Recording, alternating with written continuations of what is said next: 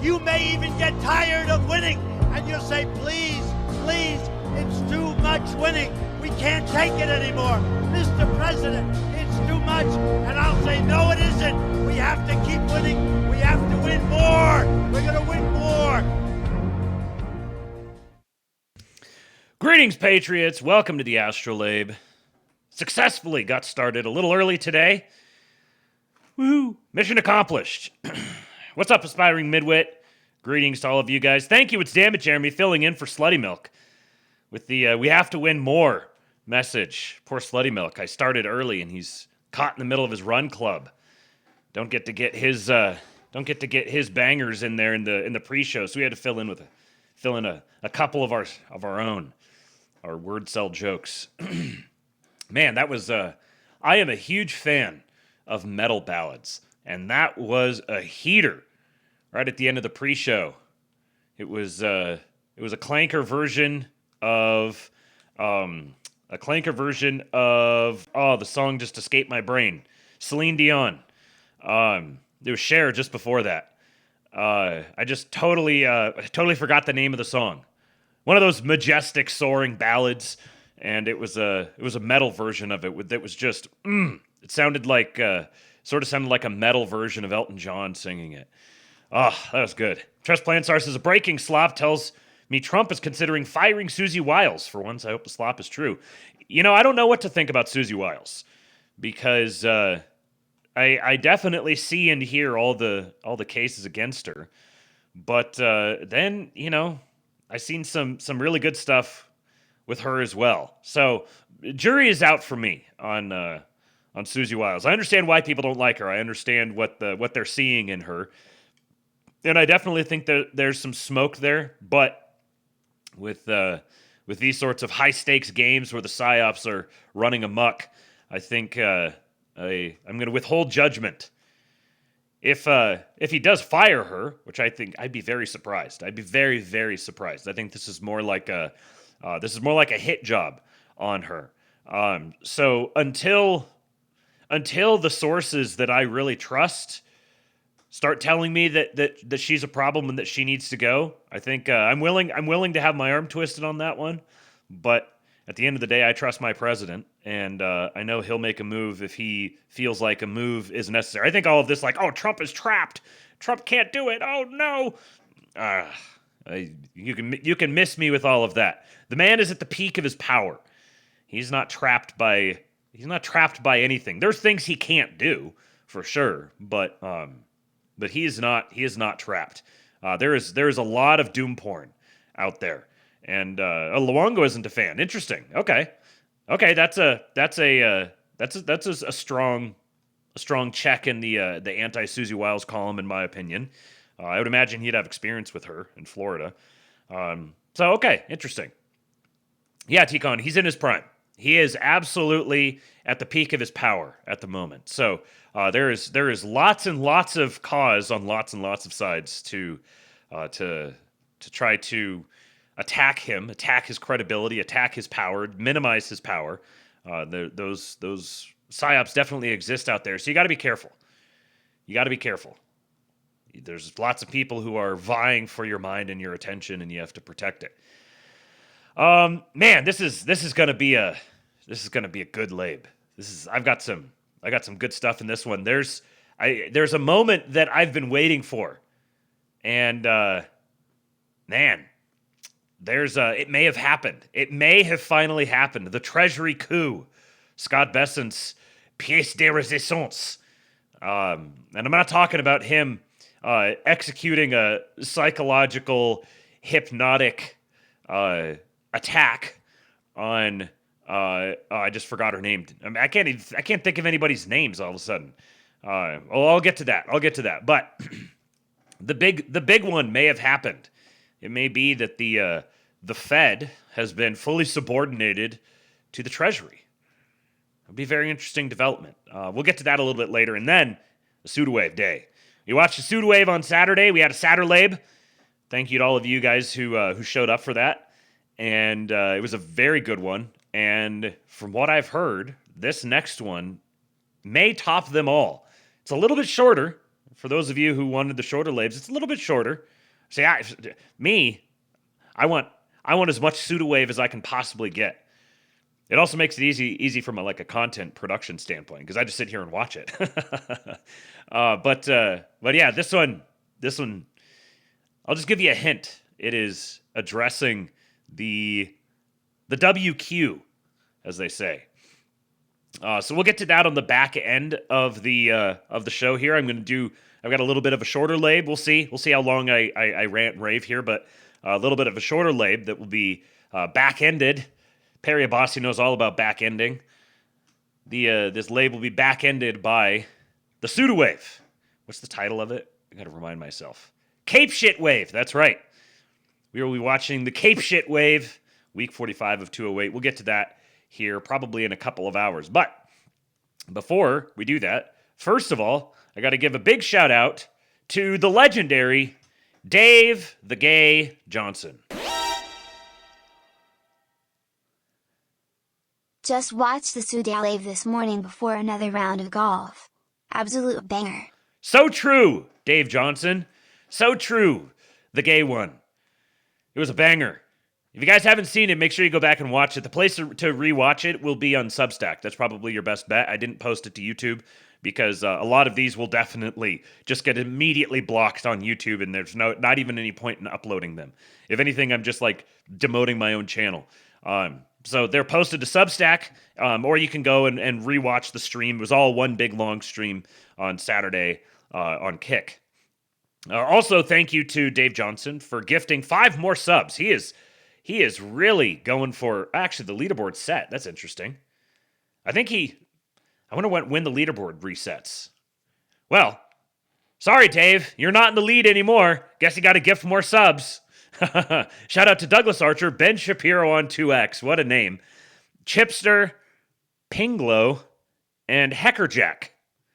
So I know one of those names. Douglas Archer, Patriot. Shout out to the rest of you guys. Let's do an Erica.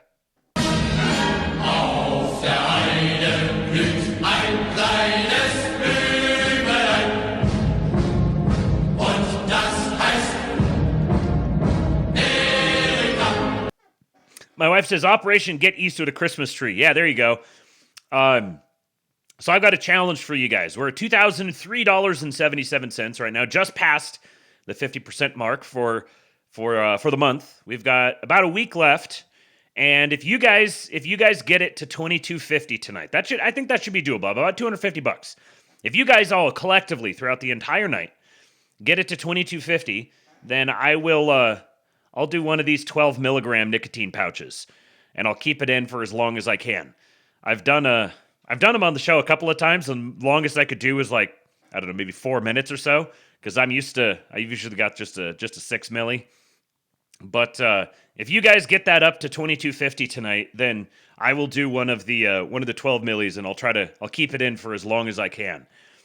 Now, also interestingly, there is and I'll do my best. I'll count Venmo and Cash App. If you guys send something via Venmo or Cash App, just let me know in the chat, and I'll check it, and I'll keep track with that as well. So just look for King Pilled on Venmo or Cash App.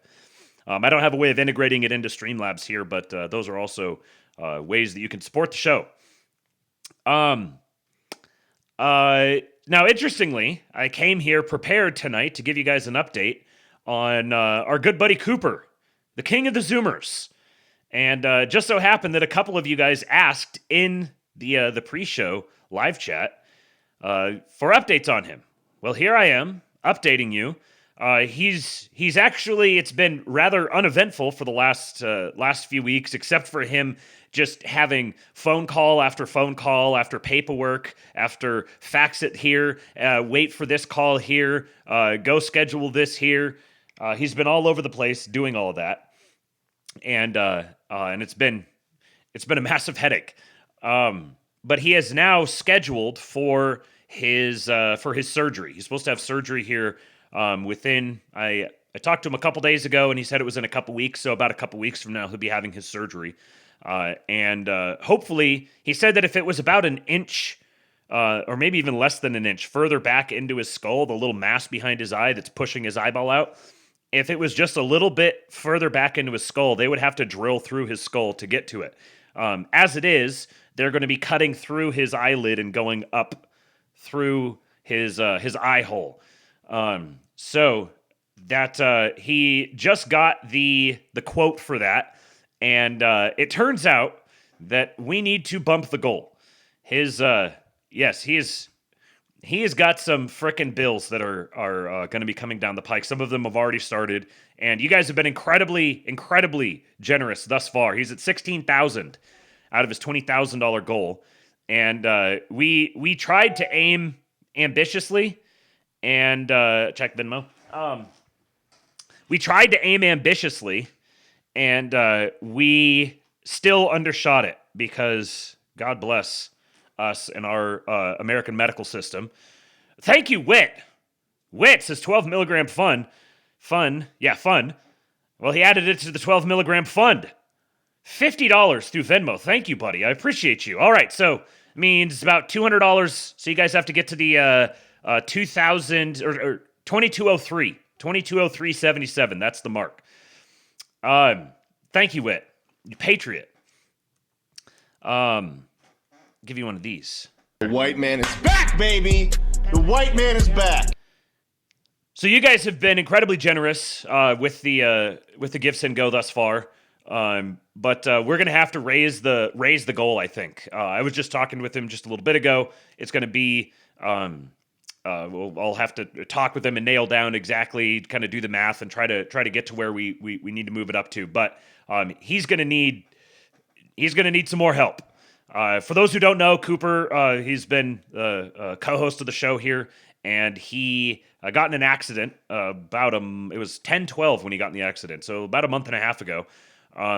Turned out basically okay, but when he went to get checked out, he discovered that he has a mass behind his eye that is pushing on his eyeball and pushing it out. So he's got to get it surgically removed. And he's the sole source of income for his family, has terrible employer-sponsored health insurance that doesn't do anything, and he's got a whole bunch of tests and the surgery and all of this other stuff. I think he's had at least one MRI. He's had a couple of CAT scans. So he's also melting his brain. We're also going to have to deal with Cooper's melted brain later on. But we'll see if anything changes on that front. May just be more of the same.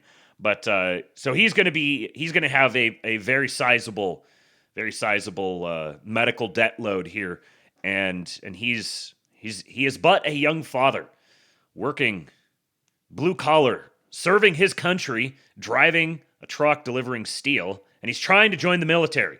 He wants to serve as president, but he's got to navigate his family through this period. So the link for his Give, Send, Go, if you're listening on the podcasts, or you're watching on Substack later on, or YouTube, the place to go is the description of the podcast or the Substack post, or just go to my Twitter account, @KingPilled, and it's the pinned tweet. There is a link in the pinned, it's actually the reply to the pinned tweet, but if you go to the pinned tweet, you'll see the reply. That is the link to his Give, Send, Go. We had it set for 20,000. You guys got us really, really close to that. And turns out we're gonna need to bump the numbers. So please do contribute to the young fella and help him out. Slutty Moke says, if my next 2 client projects close, I'll send the Zoomer King some more. Patriot, thank you, man. Yeah, T-Cone, we need to get Cooper legal status and get treatment in California. Yeah, hey, Cooper, if you're listening to this later on, go renounce your citizenship and then just go to California. They'll do it for you there. All right, let me think here. Was there anything else I needed to mention here off the top? No, I don't think so. Let's get started. How about we start with a little bit of Trump core? You guys want to watch a video of our president being awesome? Do you guys love our president as much as I do? I love watching videos of my president. Is anyone else allowed to touch her? Yeah. Really? Sure. I mean, it doesn't bother me. That's daylight. Oh, it's mine. What a fortunate woman. It's not bad, right? I actually have a hairline. See? Pretty good. Yeah. I'll tell you what, all my friends that are my age, they're gonzo. Look at my man. My president is Norwood Pill. He's my new friend. Now that you messed up my hair. Sorry. Wait a minute. I'm talking now. If you don't mind, please. He's talking. Does that sound familiar? But if I walk left, there's a stair. And if I walk right, there's a stair. And this guy gets up. Where am I? There are. My president is a comedian. Immigrants on the whole create. Come on, try getting it out. Try getting it out. I'll get it out. I mean, I don't know if you're going to put this on television. Spit it but out, you don't woman. even know what you're talking about. Try getting it out. Also notice is that people Shut start up! leaving his rallies early Silly out woman. of exhaustion and boredom. She said people start leaving. People don't go to her rallies. There's no reason to go. I need water. Help me. I need water. Help. Imagine thinking you're going to get into an insult competition with Donald Trump. Imagine thinking you're going to win that. People leave his rallies early. People don't go to her rallies. Because you'd be in jail. Oh, what a glorious man. So here's an update on Scott Adams. This is a touching thing. Just remember the human behind our president. Here I am shilling for our president, shamelessly shilling. Look at what Scott Adams says. Here's a little personal interest story. So I'm sitting at home, and I'm in my nice, comfy, lazy boy chair, and I've got my phone, and I'm watching the news, and I'm watching a video that was just happened, really. It was right after the Zoran meeting in the Oval Office. And so I'm listening to Trump. He's talking on my Another phone. one of our best balds, yeah. Trump. Then my phone rings. I'm like, oh, damn it. And it's West Palm Beach. There's a soundboard. I'm like, oh, damn it. And it's West Palm Beach. Yes, the president called me while I was watching the president on TV. So Trump called just to make sure I was doing okay and I was getting the help I needed for my medical situation. He followed up. My God. He called twice. Yeah, I missed that and called back. But I will never get used to that. You cannot get used. There's no way your brain can actually process it, that you're sitting at home, you're literally watching the most powerful, in my opinion, and successful president in the history of all humankind. The most important person, you could argue, out of about 7 billion of us. And his little face and his words are on this phone that's like in my hand. And then the real one calls me. The real one calls me while I'm sitting there. I'm trying to make this into a more interesting story, but it doesn't really need any extra details, does it? Just the fact that it happened at all is just mind-blowing. It's just mind-blowing. And then I hang up the phone, and Dr. Oz calls me, also because I'm sure also because Trump originally got him involved, also to check to see how I was doing. And thanks to Dr. Oz, my healthcare company, Kaiser, is definitely stepping up, and they're definitely giving me a high quality product. Now, I don't know that it's any higher than anybody else's. I know some of you are going to say, Scott, you're using your fame and connections to get extra health care that the rest of us don't get. I don't think that's happening. I'm not aware of any special things outside of the boundaries of my health care that I'm getting, but I'm definitely getting a good version of it. My president cares about the health care of his people. That's right, Life Support Unplugger. Your favorite president, a gentleman known as Donald J. Trump. Have you heard of him? That's actually a direct quote. Your favorite president, a gentleman known as Donald J. Trump. Yeah, absolutely. I would totally use your influence, Scott. Like, by all means, please do capitalize on your influence to get a better standard of healthcare than is available to the rest of us. Life Support Unplugger says, if Trump ever called me, I would do the Budweiser. What up? What up? What up? Then imagine if he did it back to you. Yeah. I bet you he would too. Man, someone needs to put that in the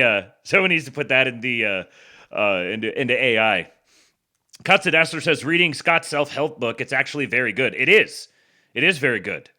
It's one of the, it's kind of like when you read one self-help book, you read them all, but Scott's actually a very unique thinker.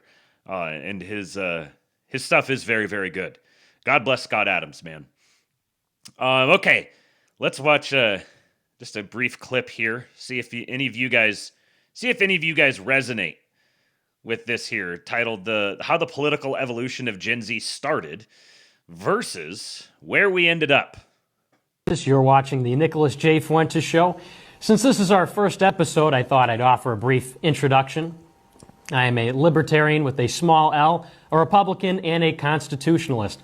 I believe in individualism, American exceptionalism, and small government. Now, our first topic for our first episode is Jews are running society, women need to shut the up, blacks need to be imprisoned for the most part. You're watching the Nicholas... It's so perfect. So perfect. How Gen Z started versus where we ended up. That's more than Gen Z, man. That's more than just Gen Z. You young Zoomers. You young Zoomers are just a small. You're just beginning to play in the lands that we've occupied. Yeah, Nick was just a little baby. This is right around the time I think that he debated Jay Dyer. He debated Orthodoxy versus Roman Catholicism with Jay Dyer. It was around, I think it was like 2018. So he was about this age, and he actually took him on and got completely obliterated, but was very good faith. And that was one of the really early videos I saw of him, and why I've always had sort of a soft spot for him. All right. So speaking of Mr. Fuentes, Dr. Stormy Waters says, Fuentes says the right wing must drop free trade and left wing drop immigration to regain sovereignty via coalition and end Levantine occupation. Much kvetching about how this would be impossible, screeching, boomer platitudes about muff free trade, etc. We must first define terms. Welcome to the Kick Chat, Raymond Harmon. I see you there. Welcome on over. And so then there's a new audio. I don't want to say podcast because he didn't actually upload it as a podcast. He just uploaded it as like an audio clip. And so I listened to it today at 1x. And I'm a listen to 2.5xer if I can. Listen at 2.5x. Like if I can do it, that's me. Minimum of two. And Stormy's a particularly methodical speaker. So listening to this at 1x I was jumping out of my skin. Stormy, please, the future ones, please upload them as a podcast. But it was actually maybe better because I'm going to need to listen to it again. And I would probably have to listen to it multiple times if I'd listen to it fast, because it does degrade the listening comprehension just a little bit, although sometimes it actually makes it better. My brain can follow it better when it's faster than when it's slower. But in this particular case, it's very, very good. You guys have heard us talk about Friedrich List here before. Especially Slutty Mocha's brought him up multiple times. I've talked about him multiple times. And he's maybe the most important economist that you've never heard of. Especially if you're coming from the libertarian world. See, the thing with the libertarians is they sort of have this assumption that, like, I discovered Austrian economics, therefore I have solved all economic questions. It's simple, bro, just non-aggression principle. But unfortunately, the world is a little more complicated than that. And so the economist that you've probably almost certainly heard of is Adam Smith, who wrote The Wealth of Nations, which is where we get things like the invisible hand, free market, total Walk liber so death. they can run. They don't know their Uncle Mustache will be a millennial. They're the Youth Brigade and we're the Inner Party. Hail Nickelback, hail Mason Jars, hail Militler. I put up the list on the books part of the Discord months ago. Ooh, well, that's good to know. There is that's another reason to join the King Pill Discord, kingpill.com. You get yourself a reading list. There is a book club tab in there that we don't use often enough. We need to fix that. I'll add that to the to-do list. Our Suda producer is in the chat. He said, I listened 3 times and will go back. Needs to get the Stormy Wave visualization treatment. Yes, absolutely. Slutty Mook says, Imperium Press sells List's book, The National System of Political Economy. Yes. Slutty Mook says, strange how I learned all about Adam Smith in school, but never ever heard Friedrich List until within the last year. Right. Same here. I went through a stage of like a decade just reading economics theory, and yet never heard of Friedrich List. Very, very strange, isn't it? But here's the thing. Friedrich Listian economics is the secret behind how, first of all, throughout the so-called Gilded Age or the Robber Baron Age, the American system created more wealth than every other economic system and region had ever created in world history prior to that combined. Custodestra says, arguably List is more important actual economic policy than Marx and Smith combined. Yes. Because, and here's the thing, and I'll give away a little bit of what Stormy was talking about because I wrote some thoughts in real time as I was listening to it. So I just want to make sure you guys are kind of broadly caught up, and then you can go listen to drill down into the details of it. And I'll make sure that the link is posted in the on the Substack for this episode. Or if you're listening to the podcast, it'll be down in the description. Joe Salerno never mentioned him. Yeah, gee, I wonder why that is. So essentially what Adam Smith described, free market economics, well, actually, let me back up. The big truc that Stormy drops at the very beginning of it is that another word for free market capitalism is globalism. And this is a thought that I've had many times in the past. I've talked about that when you say a free market, you know, especially if you're coming from a libertarian background, you've probably grown up and you've heard all the arguments for why free education or free healthcare or free college, free housing, that free is bad in these contexts. But then you say the free market is like the idol. Free market is the fundamental foundational principle that cannot be violated. That it's violations of the free market that bring all ills into the world, because this is rooted in the notion of ultimately worship of the individual as a not a specific person, but a concept of a specific person called the individual.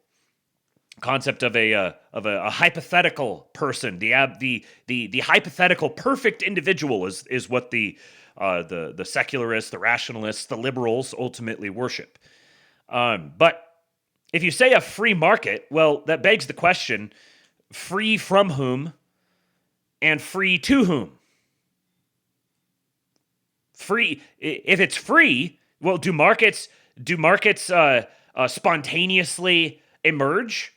Now, a libertarian would probably say, oh, yeah, because it's just I give you thing and you give me thing and we agree on that, boom, market. No. That's not a market. A market is a system with rules of exchange. If there's rules, those rules must be enforced. And whomever bears the cost of enforcing those rules gets to dictate the rules of the market. So to have a free market is to have a market with no rules, which is not a market. There's no such thing as a free market. Markets are established and maintained. and preserved and upheld. And you can have different kinds of markets, but there is no so-called free market. And here's the big observation that List made about Adam Smith. What Adam Smith described as the hypothetical perfect economic system, the system of free exchange, he realized this is something that the British Empire imposes upon its colonies, but does not adopt itself. No, the imperial homeland, the imperial capital, was ruthlessly protectionist. Lots of regulations and trade barriers because the imperial capital was preserving, protecting its own industries. And it was imposing free market capitalism on everyone else. And I think this is everyone, we debate the Brits or the Jews, or is it the Dutch, or is it and it's kind of, yes, it's the British Empire was the British Empire rooted in Britain, but as it grew and developed and spanned the globe, it turned into a conglomerate of interests that governed the imperial capital.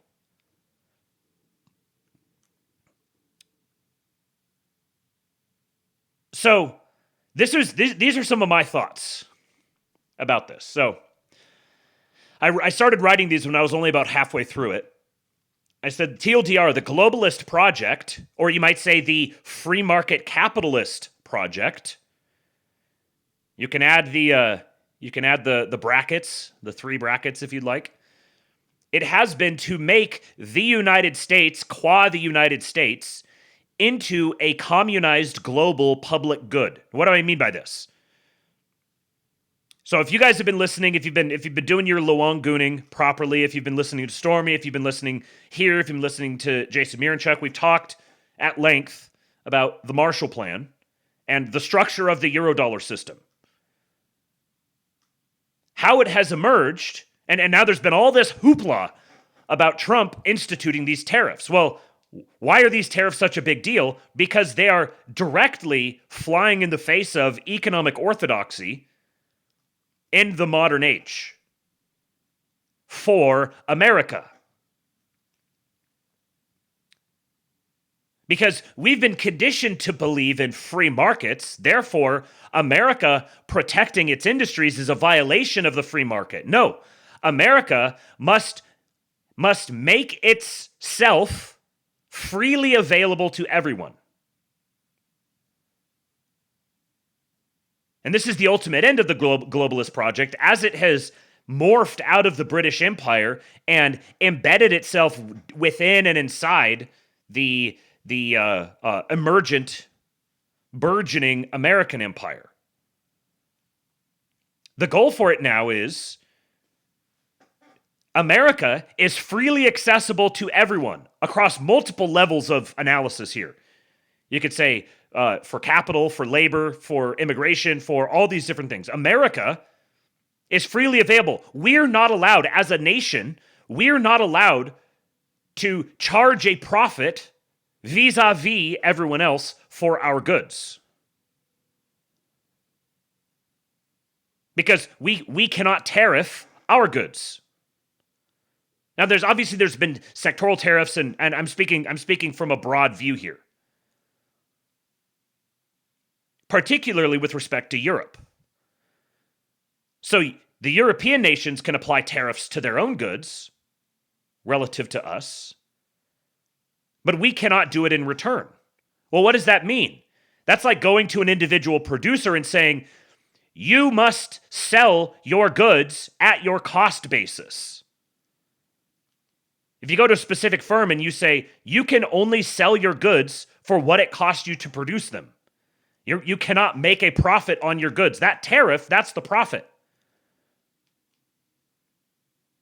The globalist project has been hollowing out America across a whole bunch of different vectors by turning it into a communized global public good. And that's what a free market is. You can access our market for free meaning our nation's productivity is sold to everyone else at cost, while we in the domestic market pay an artificial premium over what everyone else's cost basis. So if we're paying tariffs to import other people's goods, we're paying that nation a profit to ship its goods to us, while we cannot charge a profit on our goods to ship them to others. I'm talking at the national level, not just the individual firm level. You got to think of the nation as an entire unit, for which the government is a middleman. So free market, when you see free market, you should ask free to whom and free from what? In our case, our market has been free to foreigners and free from protection. Again, look at the British imperial system. Look at how Britain structured their own domestic market compared to what they enforced on all of their colonies. Free markets for you, protectionism for the imperial capital. And I'm not even saying that this is unjust. I'm just saying it is. That was what identified the imperial capital. It was the power center that had the right to enforce an economic system on everyone else. And everyone else was subordinated to that system. Yeah, Mr. Sue, are you even your own country at that point? That's a very good question. It's almost like your government is subordinated to a higher government, which means you definitionally cannot be an empire if you're subordinated effectively, formally, to another government. That other thing is the empire. America has been the muscle for the empire. So, and yeah, you can read this. Our market has been free to foreigners and free from protection. You can read both of these statements at multiple levels. Mass importation of Guatemalans and Somalians. That is an attack upon the nation's sovereign identity, and it's an attack on the nation's domestic market. It's an attack on labor, the domestic labor. And so then I said, my thoughts on the solution before listening further. We'll add more if necessary upon hearing Stormy's framing. The American governing class must, 1, once again enforce profitability upon the American market by standing as a protective middleman vis-a-vis the rest of the world. And, I'll come back to this in a minute. And 2, ensure that said profitability is distributed justly. That is, for the good of the American people as differentiated from the rest of the world. So Stormy spends a lot of time talking about how a key insight of List was that the government, a proper industrially capitalizing government, must apply tariffs to protect its domestic industries and its domestic labor force. That's why it applies those tariffs. This is the VIG. This is the cover charge that you have to pay to do business within our market.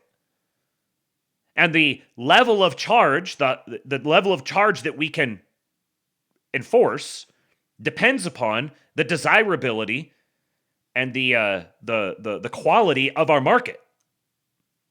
He compares it to a club.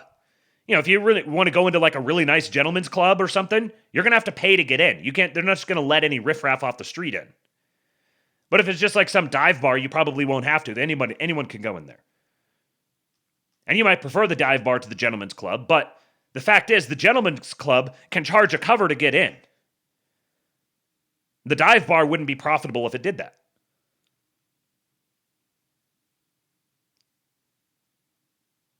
So the proper industrial government responsibility is to charge those tariffs to protect the market, and it goes beyond tariffs, but just speaking of tariffs here, charge those tariffs to protect the market, but then when it charges those tariffs, it has that sum that it has accumulated. What does it do with that? Well, for one, it funds its own operations. This is how it justifies its existence, by funding its own operations. But then whatever's left after it funds its own operations, well, what happens with that? Where does that get distributed? And sometimes this isn't going to be directly in the form of dollars. It's just an additional sum of value that's encapsulated in one way or another. Where does that go? Well, properly, it must be invested in infrastructure, increasing the productive capacity of the nation. Because if you increase that productive capacity, you increase the amount that can be exported, which increases the amount that you can charge on the tariffs to create this virtuous cycle. And this is how a nation industrializes and grows its own internal wealth, by focusing on where the government is focused on subsidizing and incentivizing production and increasing productive capacity, which increases standards of living, which makes the market more desirable, increases the capacity for consumption.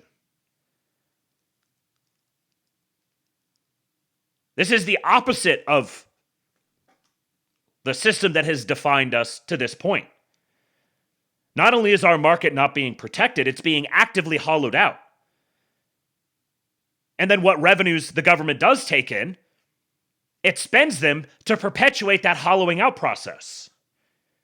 Because another key part of this is no income taxes. By taxing people's labor, you disincentivize the labor, and you contribute to making the nation less productive. Instead of taxing the citizens, you tax everyone else. You tax the foreigners. You don't tax your own citizens. List explains national ag feeds industry, which feeds ag, and so on, if you have protectionism. You're right. Because you go from agriculture, you go from subsistence, farming, hunter-gatherer, to agriculture, to industry. And you want to maintain the agriculture within your own borders. You don't want to completely outsource all of your food production. So the industry needs to feed the agriculture, which will feed more industry, which will feed more agriculture, which will feed more industry, which will feed more agriculture. This is the American system. This is Hamiltonian economics. Yes, Henry Clay.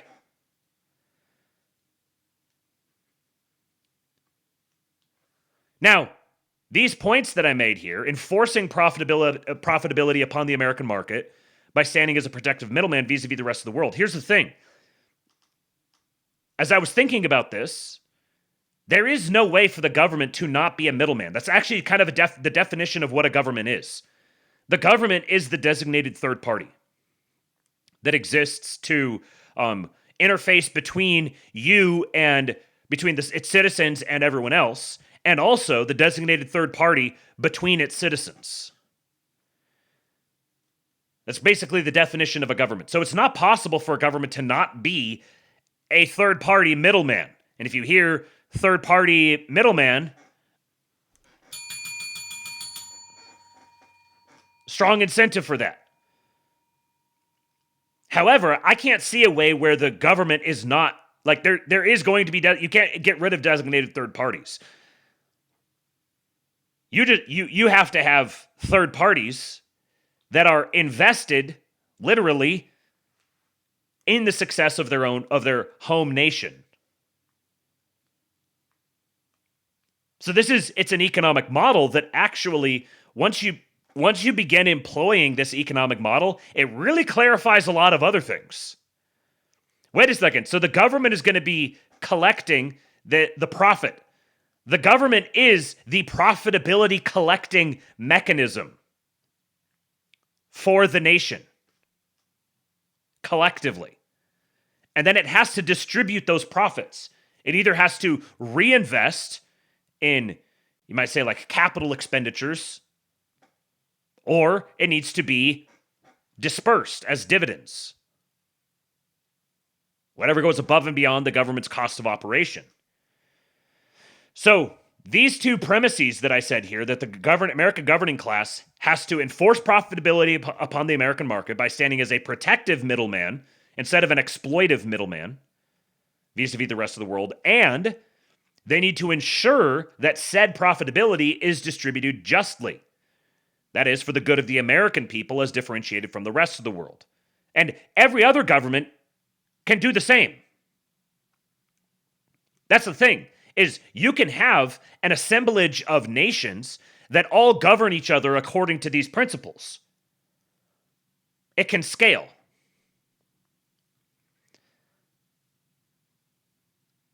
Of course, this itself means defining a bunch of terms. What is profitability? What is the American market, particularly in a digital age? How do you define the American market? What do you place within the American market? If you get into things like intellectual property or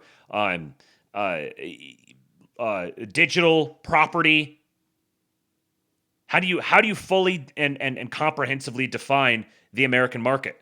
What is protective versus extractive? If I say the American governing class must be a protective middleman, what does it mean to be protective versus extractive?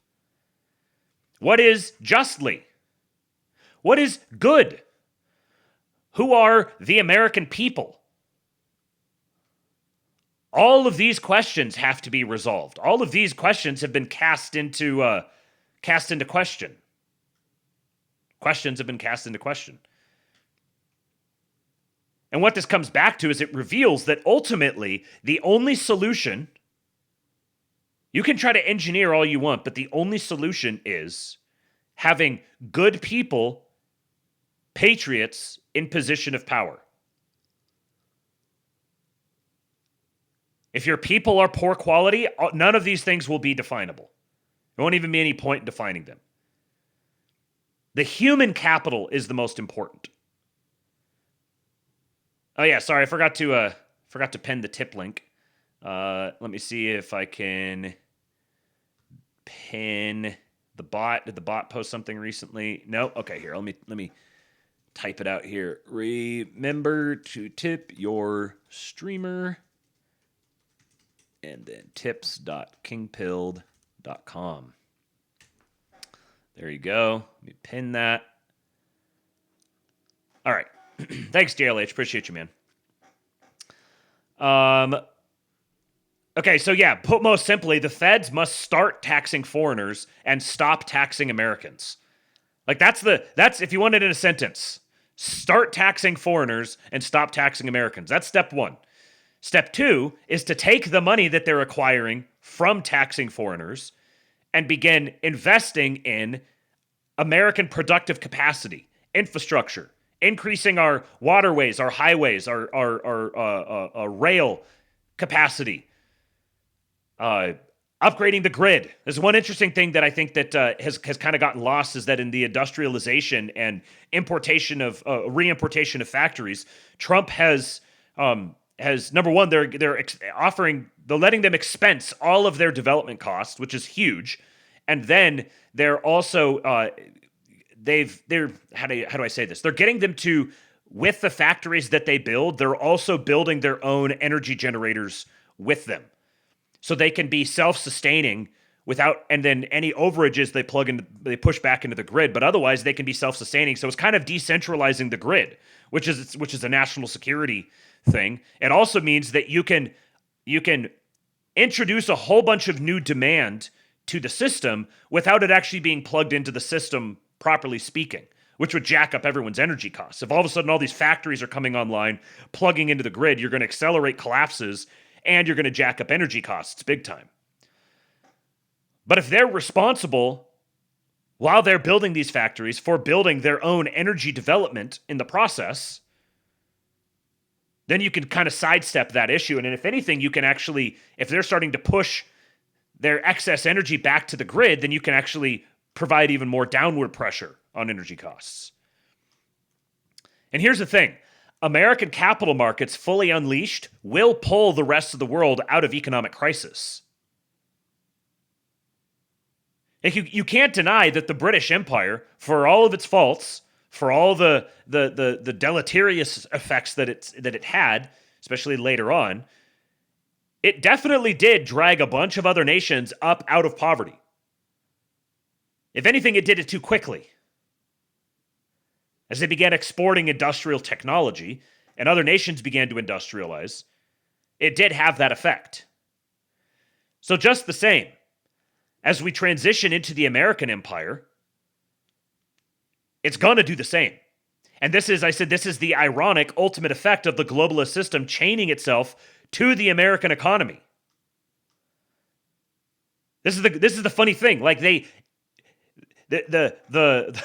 globalists constructed this vast complex system where basically the entire world is plugged into the US economy and siphoning it of wealth. The American middle class has borne the brunt of economically developing the entire world for the last few decades.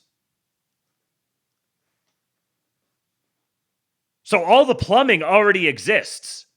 They created this mutually assured destruction, honestly. The ultimate goal was to chain all of the world's debt markets together and then collapse them all at once. Collapse all commercial banking into central banks, and all the central banks would be governed by the same people behind the EU and the BIS and the IMF and all the different globalist institutions. So all of that plumbing chaining the entire world to America's fate means that if America decides to turn around, this is why I've said the British Empire was this like static, expansive empire. JLH. This is a point that Hans Hermann Hoppe made very well. Leaders that are unaccountable, as in democracy, are incentivized to be parasitic. Monarchs are incentivized to keep the nation wealthy. Globalism is parasitic. Nationalism is monarchical. Bingo. Bingo. Yes. Yeah, hail HHH. That's a really, really good observation. The whole free market system incentivizes the leadership classes to be parasitic.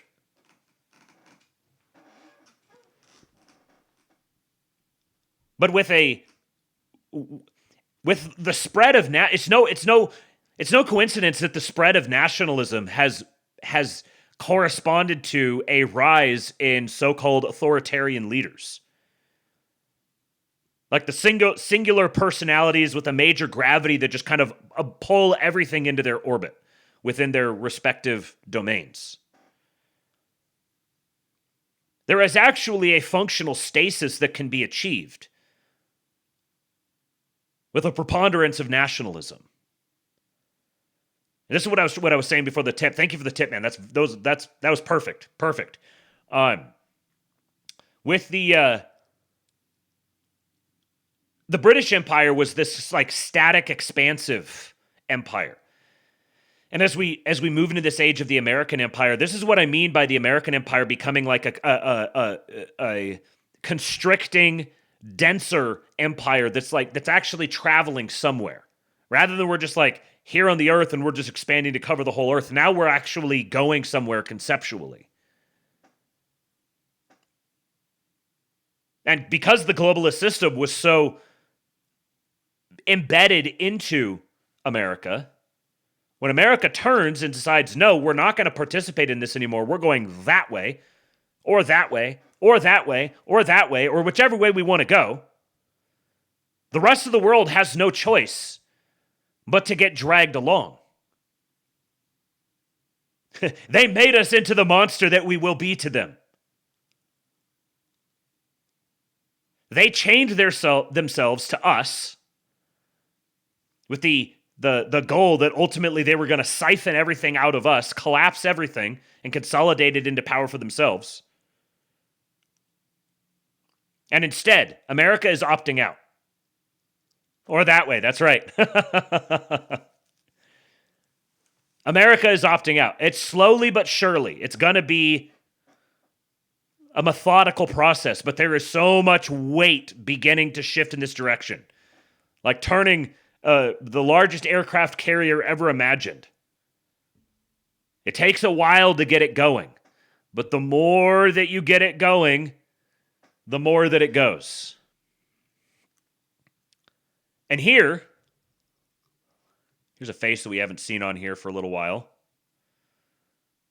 Here's a man that, whether he knew who Friedrich List was, Labelurker, the $5 tip, thank you, didn't say anything. Appreciate you. That puts us at, where do we need to go? I said 2203, so $180. $180 left to go before I have to inflict the 12 milli on myself. Rufus Garbage Scene says, what if we abolished predatory usury and instead replaced FDIC-insured banks with state credit offices that could issue mortgages, car loans, personal business loans, etc., and instead of the interest going to the tiny hat's pockets, the interest was collected by the state and used to fund public housing? Idea just came to me. I mean, sure, sounds great to me. I hope you understand the magnitude of what that sort of endeavor is. That's not something that's going to happen in our lifetime. But that's absolutely a direction that we can row. Part of the problem with like you said, a predatory usury, which is good, because a lot of people say just abolish usury, and they say it in a context where it's like get rid of all charging interest altogether, and that's just it's not, number one, as a political goal, it is completely, unless technology, there's some sort of technological solution that emerges that so fundamentally changes things that it eliminates the need for interest. People are going to have money, and there's going to be a time value of money, and people are going to charge for the time value of money. There's nothing wrong with lending stuff to people.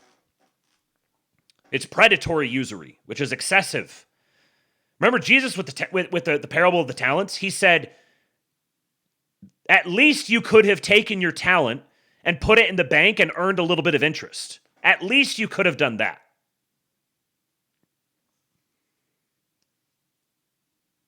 So it's better to charge or earn interest than it is to just put something in the ground and not use it. So there is a point at which interest is appropriate. The interest does have a role. Yeah, Rufus, interest is a premium on the risk of a borrower. You can't abolish it. Exactly. But it's predatory usury, and it's particular people should not have money loaned to them. But this is one of those problems that you're not going to solve with a law. You're not going to engineer a solution to it. The only way you can solve these problems is by putting good people in positions of leadership. It's the quality of the man that will determine these sorts of things, not the laws on the books. If you have to have a law on the books, then you're already past the point of no return. You put the law on the books because it's not actually in the hearts of the people. 0 interest is for when you loan to a friend or family or fellow Christian. Yeah, right.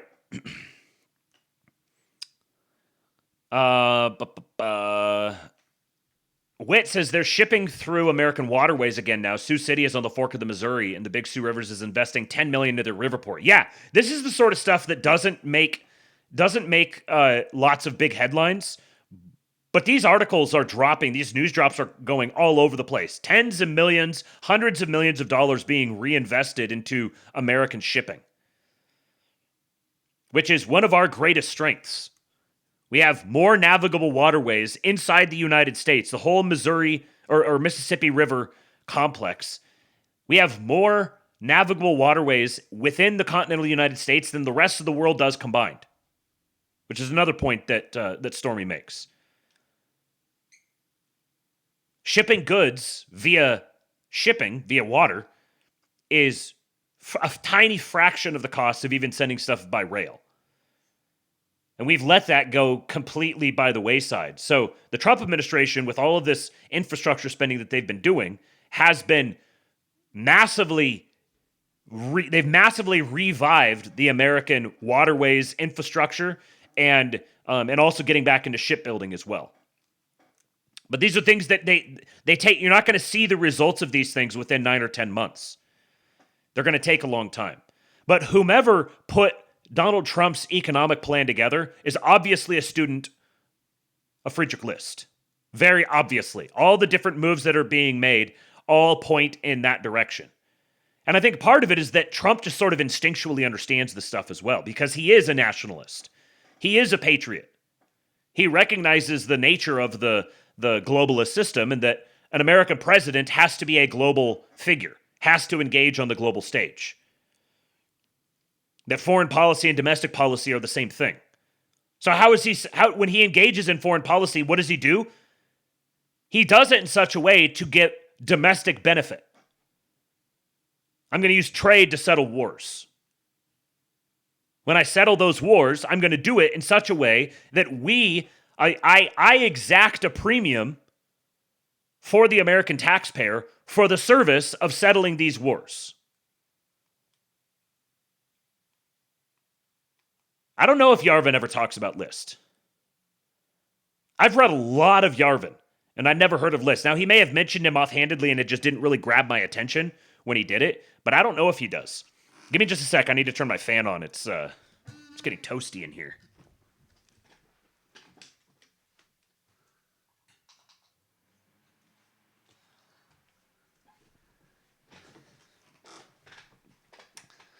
I love this shirt. It's like it's sort of like terry cloth. Amy said that her dad had a couch from like the 60s or 70s that was this. It's like lime green terry cloth. It's very quickly became one of my favorite favorite shirts. Yarvin did during the Peter McCormick podcast. Oh, that's right. Yeah. I can't believe I forgot about that. He did. He did mention him then. That's right. Yeah. He mentioned List in his essay about Sam Altman back in the day. Okay, good to know. I should go back and read that. Hold on just a sec.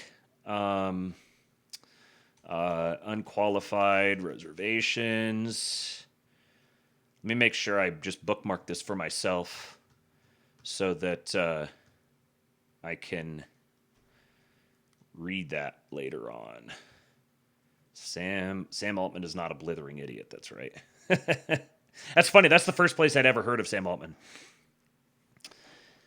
Let me see what you guys are saying in the chat here.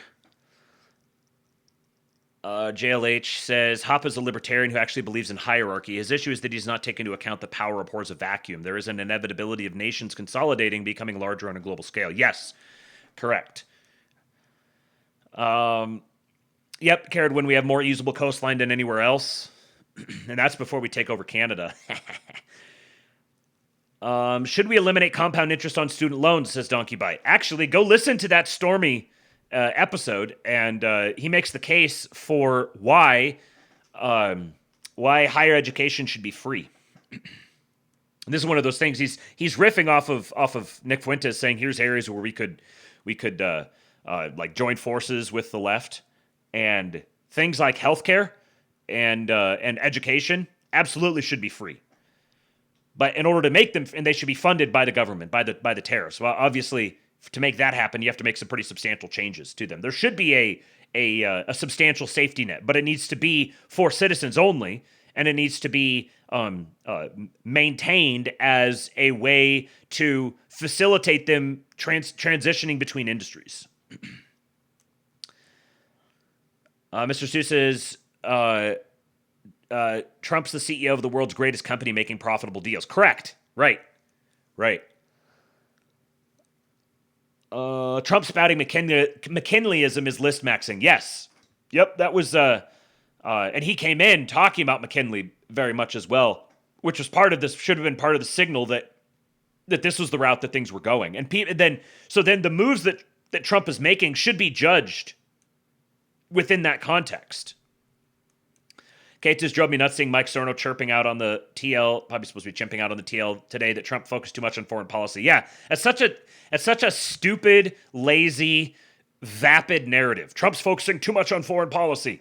I mean, like, the thing is, it's when enough people start saying that, then it becomes true because so many people believe it. And so then, yeah, he is focusing too much on foreign policy because the propaganda coverage that he should have from his base should be explaining to everyone else why all of the stuff that he's doing, so-called in foreign policy, is actually domestic policy.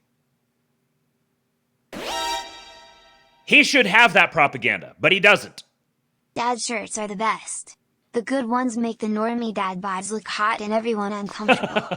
Most of our coastline is useless. You'd find better use for Cuba, Mexico, Or, dare I say, Venezuela? Hail McDonald. He was right to bemoan the U.S. as gay. John McDonald reference. Thank you, Total Liber Death. Yes, dad shirts. This is total dad shirt. I have fully embraced the dad shirt life. Cernovich always calling out when good things happen, and then he's. I just don't put a whole lot of stock in anything he says because he tends to just try to zag when everyone else is zigging, and vice versa. So I like some of the stuff that he says.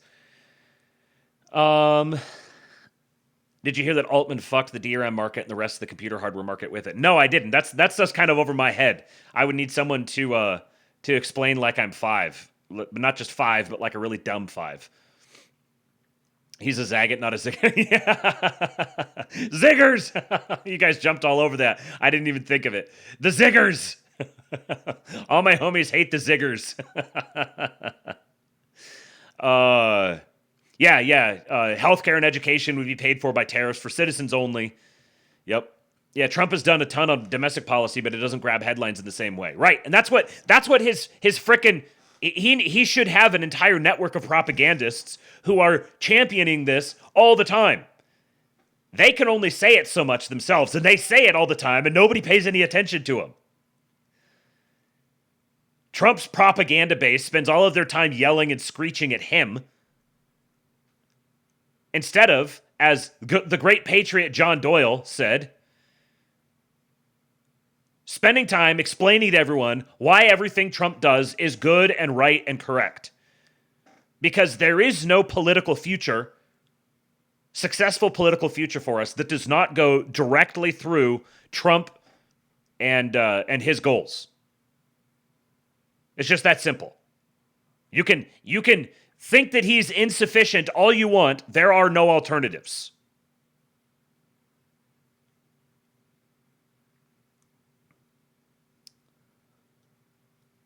Okay. I got the link here from you, Isaac. I'll give that a watch.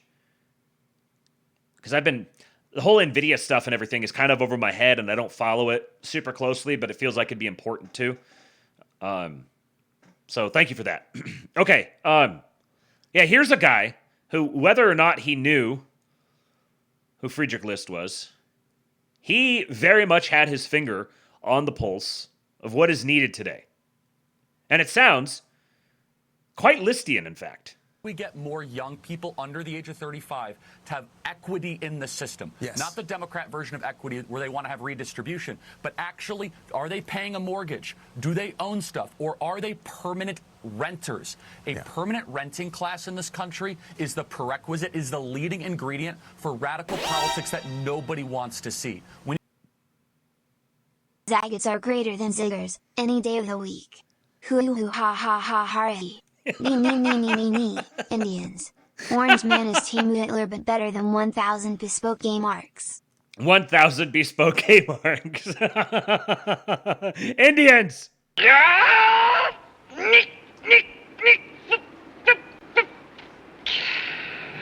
Indians. Thank you, Total Liber Death.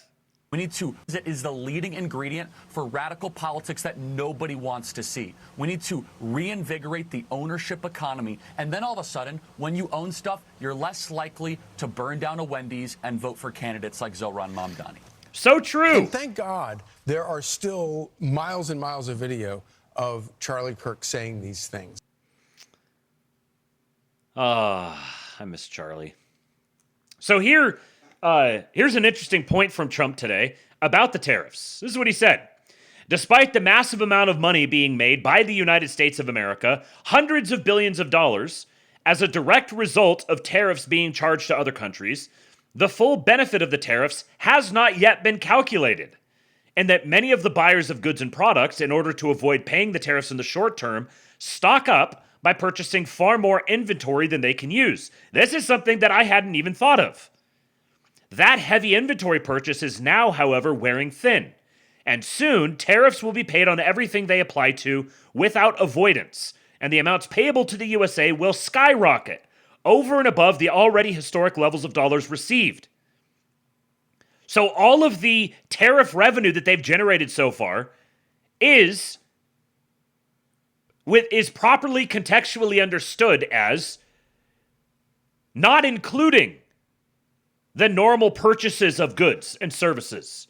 Because when people knew that they were coming, they stocked up pre-tariff. Now as those supplies wind down, they're going to have to restock up with full tariffs. Now there will be some modifications because in the meantime they've been sourcing elsewhere. But if they're not, if the tariff revenue doesn't go up, that's because they sourced it somewhere else domestically. So domestic productivity has increased. These payments will be record-setting and put our nation on a new and unprecedented course. We are already the hottest country anywhere in the world, but this tariff power will bring America national security and wealth, the likes of which have never been seen before. Those opposing us are serving hostile foreign interests that are not aligned with the success, safety, and prosperity of the USA. They couldn't care less about us. I look so much forward to the United States Supreme Court's decision on this urgent and time-sensitive matter so that we can continue in an uninterrupted manner to make America great again. Thank you for your attention to this matter, President DJT.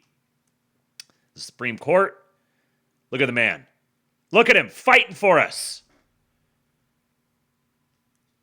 So tell me, how is generating immense tariff revenue that can only be bypassed through substantial domestic investment in industry here? How is this not domestic policy? How is creating the pretext whereby we can phase out the income tax for people making under like 150 grand? How is this not domestic policy? Why does it seem like I'm the only person talking about this? Where are all my president's propagandists to tell everyone about all the great domestic policy advances that he's been making? Now this one here, we got to talk about our great and glorious gigafag. Because look at this. He's talking to Kristen Welker. This is what I was talking about before. And he is truly the top gay. Look at the move that he pulls on her in this. This is one of the cattiest things that I have ever seen. From. Well, and banana prices are up almost 7%. Coffee prices up nearly 19%. Isn't the fact that you're rolling back tariffs an admission that ultimately they do drive up prices for consumers? Kristen, how much does your arm weigh? That I do not know. Exactly, but you know how much you weigh. You get on the scale every morning. Inflation is a composite number, and we look at everything. So we try to put. Oh yeah, only a gay man can be this sassy. When I watched that, I was like, oh my God. He just gave her a complex for at least the next couple of decades. This is absolute Trumpian hypnotism. He goes out of his way to make her think about how much she weighs. Not just how much she weighs, the weight of her arm. What do women get self-conscious about? They get self-conscious about their arm fat. So he asks her, how much does your arm weigh? You get on the scale every morning and you weigh yourself. Oh! Ruthlessly savage. Just incredible. Only a gay man. He is, the stories that have come out of him, like slugging Elon Musk. I showed you the video the other day of there was protesters and he's like filming them and laughing at him. This man is a stone cold savage. It's a composite number and we look at everything. So we try to push down the things we can control. And as I said, that we are working on the energy prices are down and everything flows from that. And I think we're going to see these other prices come down. And again, many of these goods we're part of trade deals with countries that have been in the works for months. Sure, very quickly, come down in a matter of weeks, months? Sorry? Weeks or months? You said the prices will come down in weeks or months? Some are going to come down in weeks, some are going to come down in months. We just had in terms of affordability, we just had the best month in the housing market due to affordability, due to increased supply in October, best October in 3 years, best month since February. His face. You get me before he closes. Yeah, there you go. Let's find his face right after he said it to her. Right there. Got you, bitch.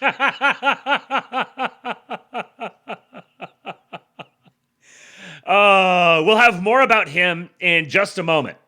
But first of all, I'm about to, I don't know if this is going to make you guys mad. I guarantee this is going to make you guys mad. But it also, I don't know, if you're anything like me, it's also going to be very clarifying, perhaps. This is from Michael Green. I just posted this on his blog. My life is a lie, how a broken benchmark quietly broke America. So let me get to he does a little bit of market stuff here at the beginning, but let me get to the substance of this. Okay, so he says, and so now let's tug on that loose thread. I'm sure many of my left-leaning readers will say, this is obvious, we've been talking about it for years. Yes, many of you have, but you were using language of emotion. Pay a living wage, rather than showing the math. My bad for not paying closer attention. Your bad for not showing your work or coming up with workable solutions. Let's rectify it rather than cast blame. How a broken benchmark quietly broke America. I've spent my career distrusting the obvious. Markets, liquidity, factor models, none of these ever felt self-evident to me. Markets are mechanisms of price clearing. Mechanisms have parameters. Parameters distort outcomes. This is the lens through which I learned to see everything. Find the parameter, find the distortion, find the opportunity. But there was one number I had somehow never interrogated. One number that I simply accepted, the way a child accepts gravity. The poverty line. I don't know why. It seemed apolitical. An actuarial fact calculated by serious people in government offices. A line someone else drew decades ago that we used to define who is poor, who is middle class, and who deserves help. It was infrastructure. Invisible, unquestioned, foundational. This week, while trying to understand why the American middle class feels poorer each year despite healthy GDP growth and low unemployment, I came across a sentence buried in a research paper. Quote, the U.S. poverty line is calculated as 3 times the cost of a minimum food diet in 1963, adjusted for inflation. End quote. I read it again. 3 times the minimum food budget. I felt sick. The measurement failure. The formula was developed by Molly Orshansky, an economist at the Social Security Administration. In 1963, she observed that families spent roughly 1/3 of their income on groceries. Since pricing data was hard to come by for many items, e.g. housing, if you could calculate a minimum adequate food budget at the grocery store, you could multiply by 3 and establish a poverty line. Orshansky was careful about what she was measuring. In her January 1965 article, she presented the poverty thresholds as a measure of income inadequacy, not income adequacy. Quote, if it is not possible to state unequivocally how much is enough, it should be possible to assert with confidence how much, on average, is too little. She was drawing a floor, a line below which families were clearly in crisis. So she calculated the poverty line as a floor, not a ceiling. We talk about anyone below the poverty line. Those are the people who are in crisis. Not the people who are just like not well off, and once they get above the poverty line, then they're like comfortable middle class. No, she was looking for a floor. When you get below this point, it's crisis mode. Like life emergency. For 1963, that floor made sense. Housing was relatively cheap. A family could rent a decent apartment or buy a home on a single income, as we've discussed. Healthcare was provided by employers and cost relatively little. Blue Cross coverage averaged $10 a month. Childcare didn't really exist as a market. Mothers stayed home, family helped, or neighbors who likely had someone home watched each other's kids. Cars were affordable if prone to breakdowns. With few luxury frills, the neighborhood kids in Votech could fix most problems when they did. College tuition could be covered with a summer job. Retirement meant a pension income, not a pile of 401k assets you had to fund yourself. Orshansky's food times 3 formula was crude, but as a crisis threshold, a measure of too little, it roughly corresponded to reality. A family spending 1/3 of its income on food would spend the other 2/3 on everything else, and those proportions more or less worked. Below that line, you were in genuine crisis. Above it, you had a fighting chance. But everything changed between 1963 and 2024. Housing costs exploded. Healthcare became the largest household expense for many families. Employer coverage shrank while deductibles grew. Childcare became a market, and that market became ruinously expensive. College went from affordable to crippling. Transportation costs rose as cities sprawled, and public transit withered under government neglect. The labor model shifted. A second income became mandatory to maintain the standard of living that one income formerly provided. But a second income meant childcare became mandatory, which meant 2 cars became mandatory. Or maybe you'd simply be asking for a lot, generationally speaking, because living near your parents helps to defray those childcare costs. The composition of household spending transformed completely. In 2024, food at home is no longer 33% of household spending. For most families, it's 5 to 7%. 5 to 7%. Whoa, thank you, Honktavius Mac G, for the 10 kicks. That's a new one.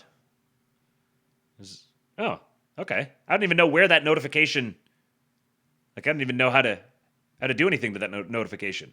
Appreciate you. Thank you, man. So, in 1963, she defines the poverty line, which is the floor below which it's crisis mode. She defines that as 3 times the food at home budget. For most families today, that budget has gone from 33% of household spending to 5 to 7%. It's like a fifth of what it used to be. Housing now consumes 35 to 45%. Healthcare takes 15 to 25%. Childcare for families with young children can eat 20 to 40%. If you keep Orshansky's logic, if you maintain her principle that poverty could be defined by the inverse of food's budget share, but update the food share to reflect today's reality, the multiplier is no longer 3. It becomes 16. Which means if you measured income inadequacy today the way Orshansky measured it in 1963, the threshold for a family of 4 wouldn't be $31,200. It would be somewhere between $130,000 and $150,000 a year.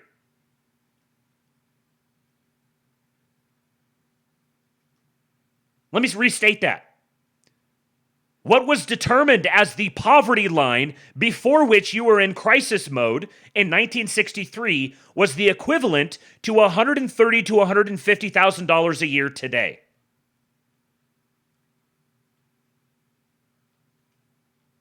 This means like, I don't know, 70 or 80%? I haven't looked up the numbers recently. Is this like 80% of the population, the American population, is below the poverty line?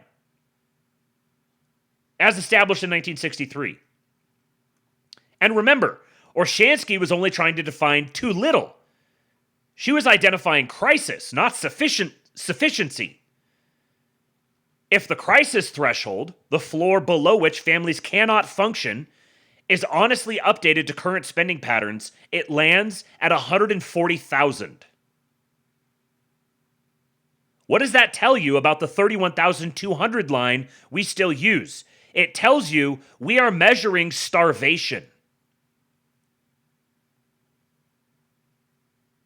Plutarch said, an imbalance between rich and poor is the oldest and most fatal ailment of all republics. The official poverty line for a family of four in 2024 is $31,200. The median household income is roughly $80,000. We've been told implicitly that a family earning $80,000 is doing fine, safely above poverty, solidly middle class, perhaps comfortable. But if Orshansky's crisis threshold were calculated today using her own methodology, that $80,000 family would be living in deep poverty. This is, by the way, anytime you ever encounter some sort of boomer that wants to talk to you about how difficult things were and how easy we have it today, send them this article. I mean, what would the equivalent be probably? So if I can't do the math just immediately off my head like this, but I would imagine that $80,000, well, actually, let me just look it up here real quick. What is $80,000 in 2025 in 1963 dollars? Answer only. $8,900. So someone making $80,000 today is like someone in 1963 making $8,900.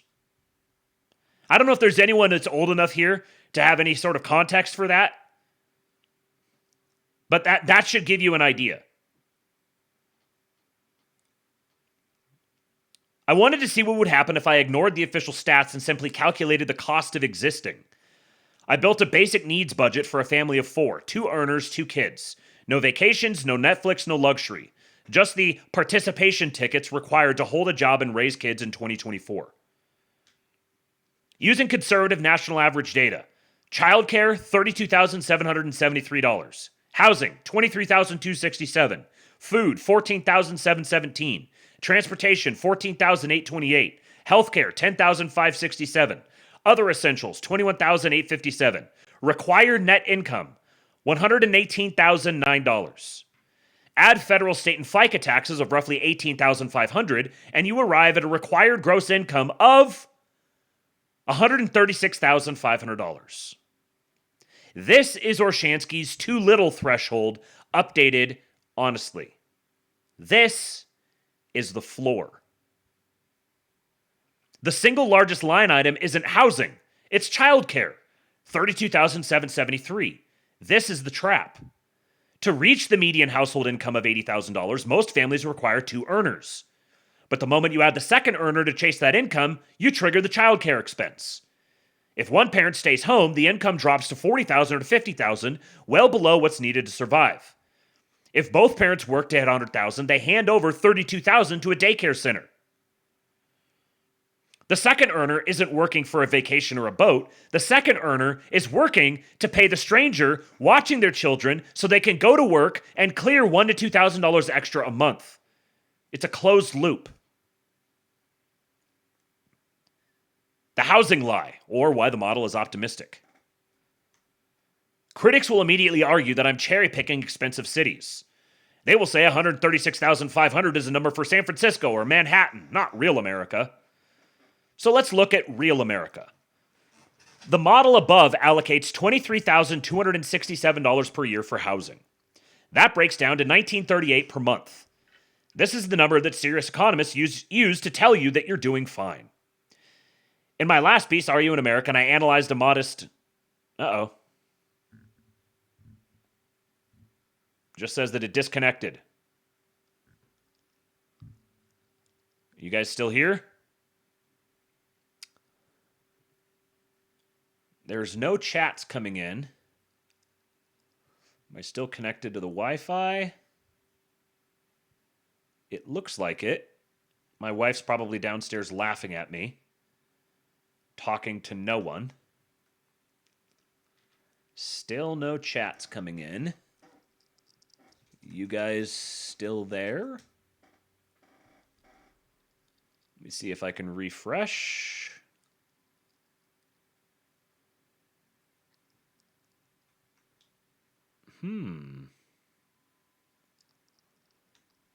Okay, refresh now. Okay, hang on. Should be back up shortly. Okay, we're back. Excellent. No idea what happened. Refresh. Refresh.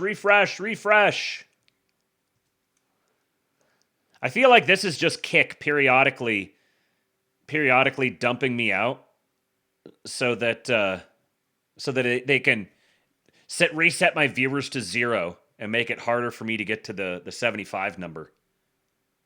I'm going to be conspiratorial about it. Yeah, I got kicked. Yeah. Restart the app and refresh. Okay.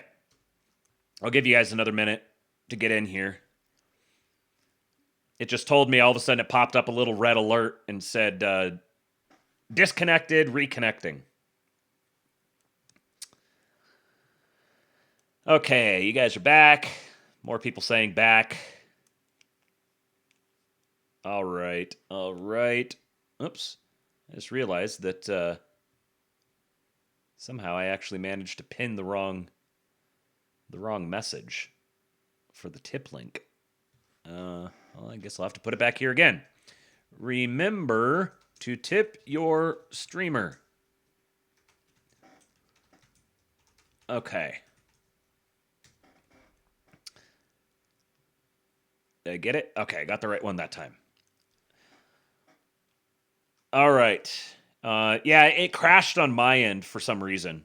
Streamlabs said it was reconnecting, so I don't know if it was a Streamlabs thing or if the Wi-Fi went down for a little bit or something like that. But what's really nice is if I was streaming this to YouTube right now, this is one of the reasons why I would stick with Kick. If I was streaming to YouTube right now, I would have had to create a new stream and start it all over again. With Kick, you just refresh the app, refresh the page, and it goes again. There might be two separate videos later on if you're trying to rewatch it on Kick. I'm not sure if it does that, but it's recording on my end, so this will all be one recording later. Anyways, let's get back to this. So, what was the last thing that you guys heard me say before it crashed out? Do you guys remember? I don't know where it lost me. JLH says, does anyone else not have sound? Yeah, this data is crazy. Absolutely crazy. And really what it tells me is even less... Oh, I muted.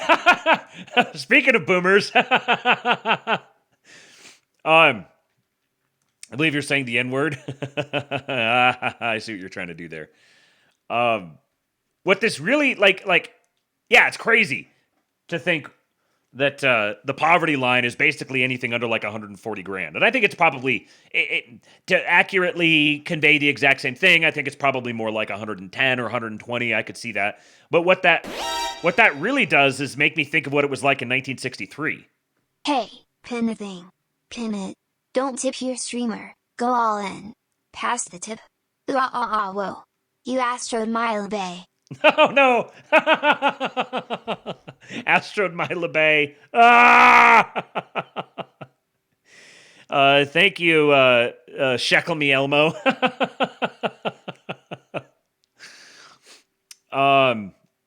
Was that the one? Casadestro, was that your tip? Maybe that was what crashed it. Keikel Me Elmo. No, it wasn't. Okay. Hold on. It didn't come through. So, let's see here. Oh, come on. Now it's going to do this to me. It's going to make me go through, log in. Okay, good. I just logged straight in. Tip history. Oh yeah, $3 here. It didn't. Yeah, it definitely didn't come through. But I see it here. It says, you aren't slaves. Slaves had room and board with health care. Some could even earn their freedom. Can you say the same, Anon? If you think you hate Lolberts, you don't hate them enough. Gay race communism for straight white men. Are you woke? Woke right! Yes, no kidding. No kidding. If people talk about like feudalism and serfs and I wish we could have the life of feudal serfs. Can you imagine? But yeah, what this really makes me think of is just how good it was in 1963. Because imagine what life was like for them when they were below the poverty line. If you looked at somebody who were like, okay, where are they below the poverty line? Well, they're below about what today would be equivalent to like 120,000 or something. The boomers have no idea just how good they had it relative to us. Right before the Civil Rights Act, yeah. No kidding. Southern slaves had a better standard of living than the average American does right now. Yes. In my last piece, Are You an American?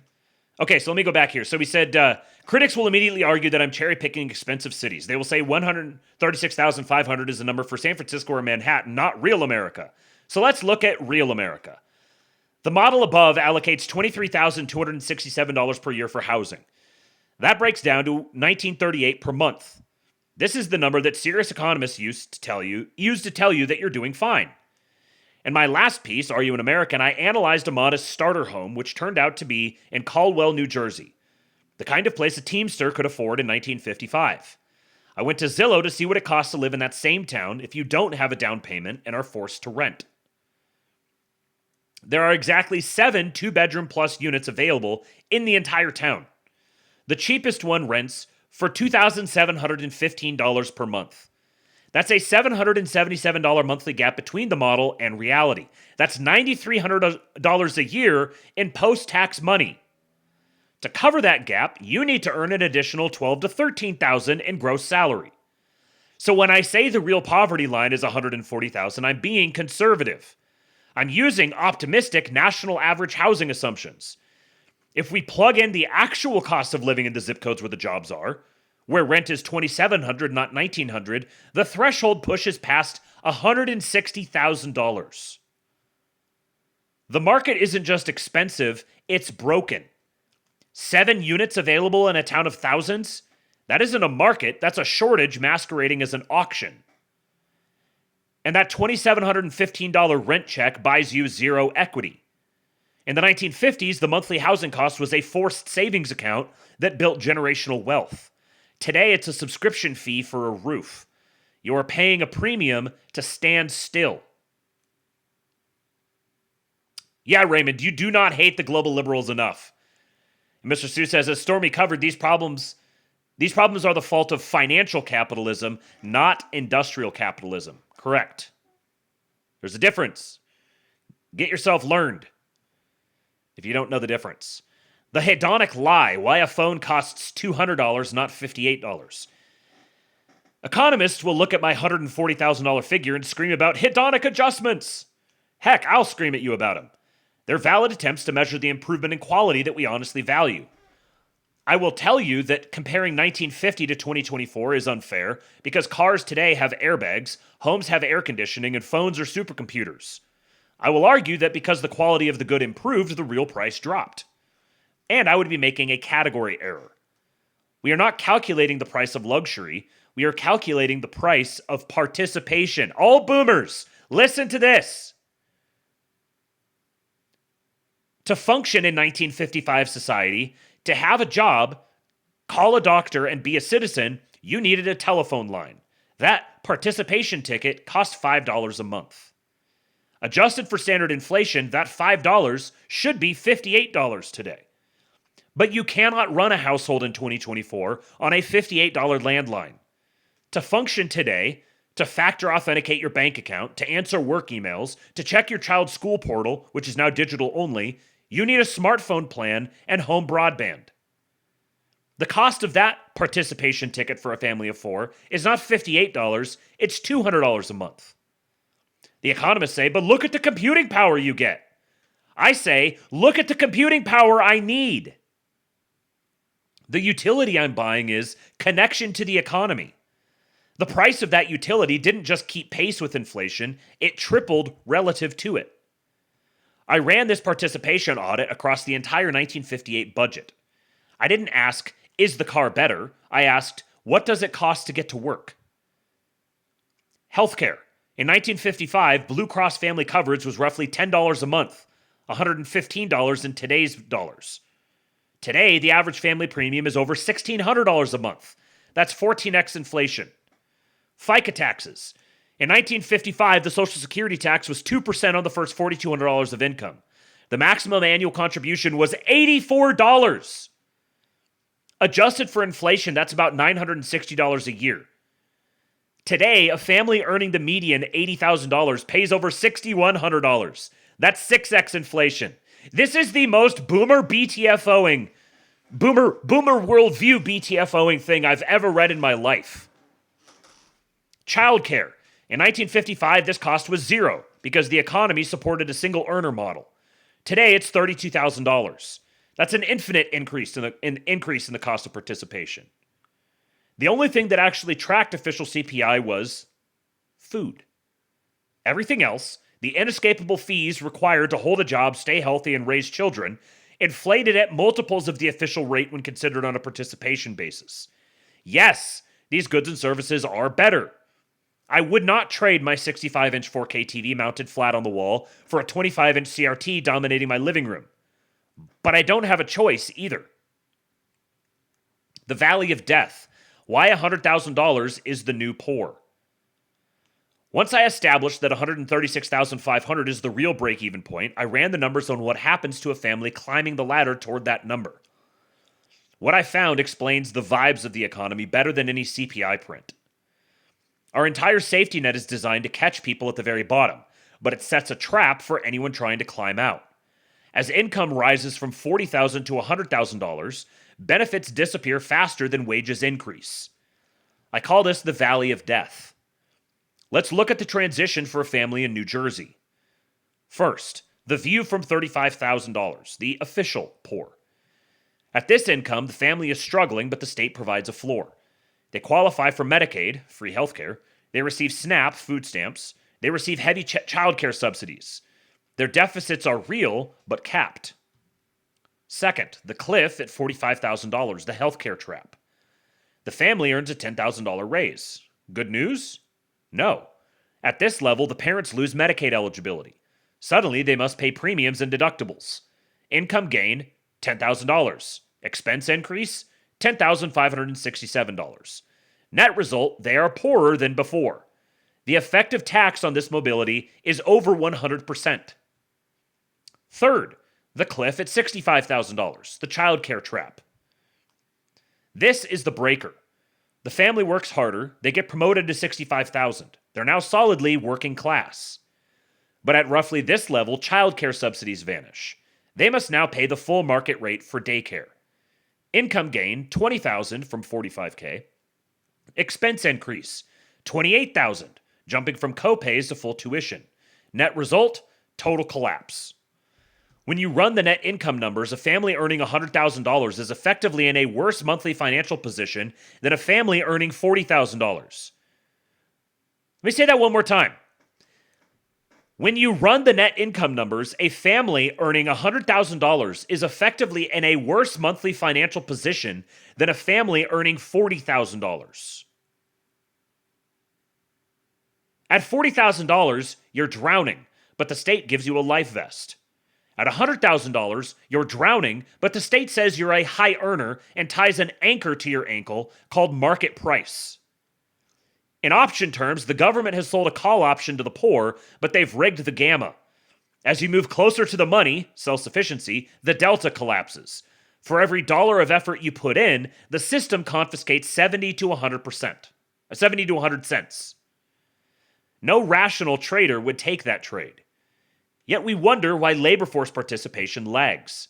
It's not a mystery, it's math. The physics of ruin, the phase change. The most dangerous lie of modern economics is mean reversion. Economists assume that if a family falls into debt or bankruptcy, they can simply save their way back to the average. They're confusing volatility with ruin. Falling below the line isn't like cooling water, it's like freezing it. It's a phase change. When a family hits the barrier, eviction, bankruptcy, or default, they don't just have less money, they become economically inert. They are barred from the credit system, often for 7 to 10 years. They are barred from the prime rental market, landlord screens. They are barred from employment in sensitive sectors. In physics, it takes massive latent heat to turn ice back into water. In economics, the energy required to reverse a bankruptcy is exponentially higher than the energy required to pay a bill. The $140,000 line matters because it is the buffer against this phase change. If you're earning $80,000 with $79,000 in fixed costs, you are not stable. You are supercooled water. One shock, a transmission failure, a broken arm, and you freeze instantly. The lockdown arbitrage, proof of concept. If you need proof that the cost of participating, the cost of working, is the primary driver of this fragility, look at the COVID lockdowns. In April of 2020, the U.S. personal savings rate hit a historic 33%. Economists attributed this to stimulus checks, but the math tells a different story. During lockdown, the valley of death was temporarily filled. Childcare, $32,000, suspended. Kids were home. Commuting, $15,000, suspended. Work lunches and clothes, $5,000, suspended. For a median family, the cost of participation in the economy is roughly $50,000 a year. When the economy stopped, that tax was repealed. Families earning $80,000 suddenly felt rich, not because they earned more, but because the leak in the bucket was plugged. For many, income actually rose thanks to the $600 a week unemployment boost. But even for those whose income stayed flat, they felt rich because many costs were avoided. When the world reopened, the costs returned, but now inflated by 20%.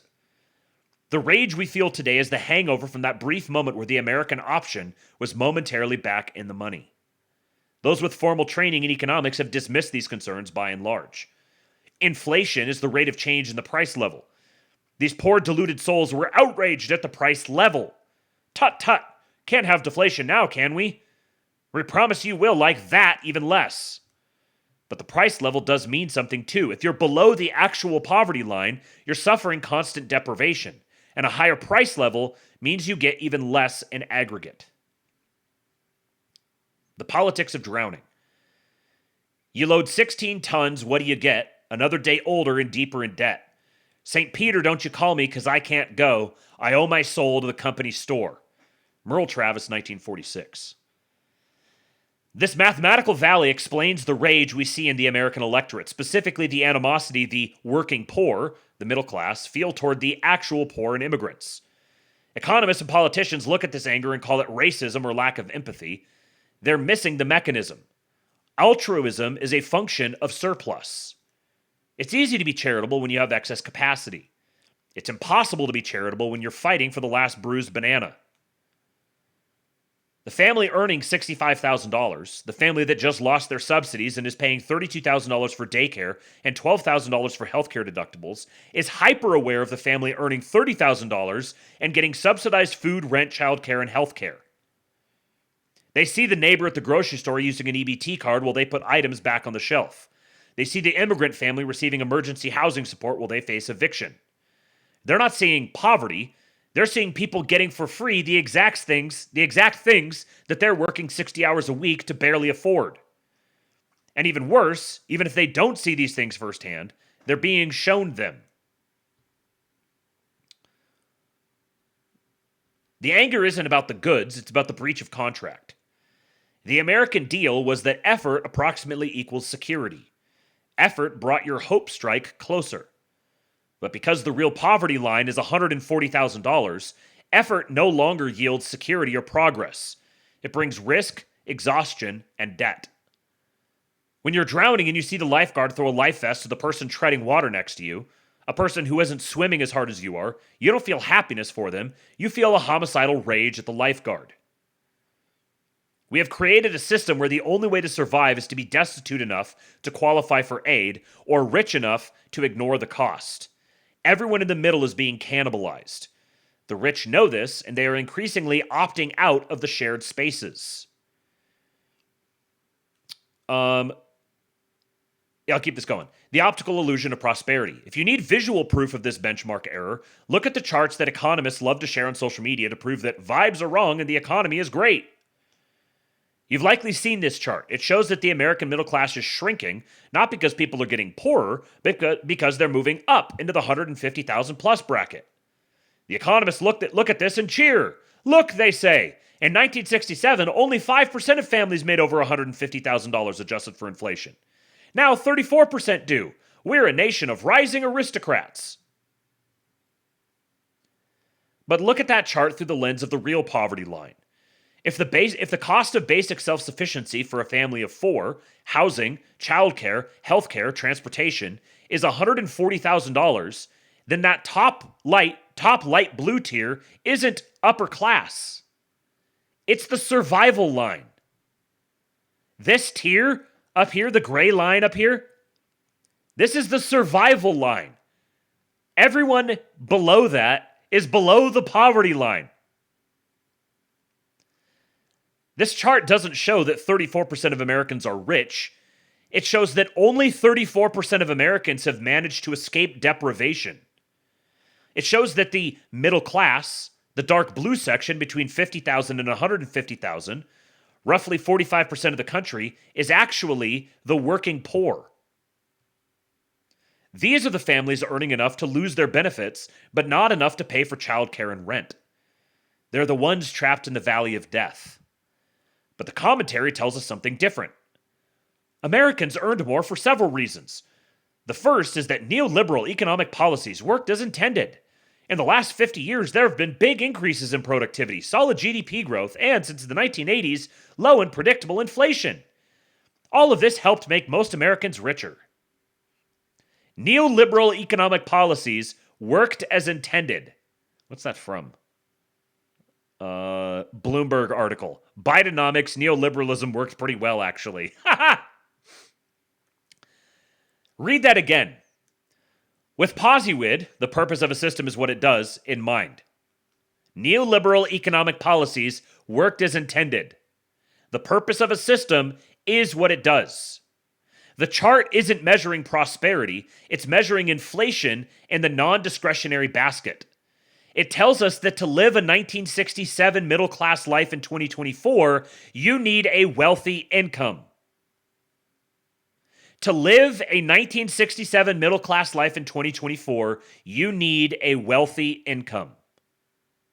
And then there's this chart, the shield used by every defender of the status quo. Poverty has collapsed to 11%. The policies worked as intended. But remember Molly Orshansky. This chart is measuring the percentage of Americans who cannot afford a minimum food diet multiplied by 3. It's not measuring who can afford rent, which is up 4x relative to wages. It's not measuring who can afford childcare, which is up infinite percent. It's measuring starvation. Of course the line is going down.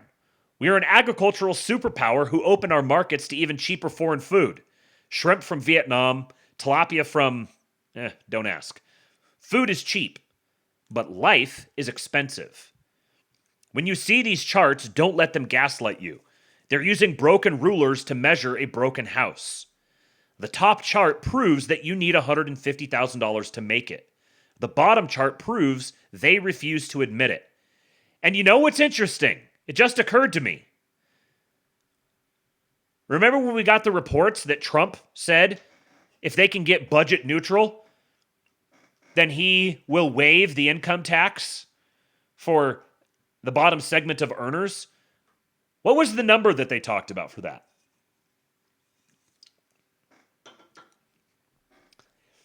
$150,000. Isn't that interesting? I mean, it's a nice round number, but isn't that interesting that the real poverty line is in the vicinity of $150,000? And Trump's proposal, I think Howard Lutnick was the first person to say it, Trump's proposal would be eliminating the income tax for everyone making $150,000 or less.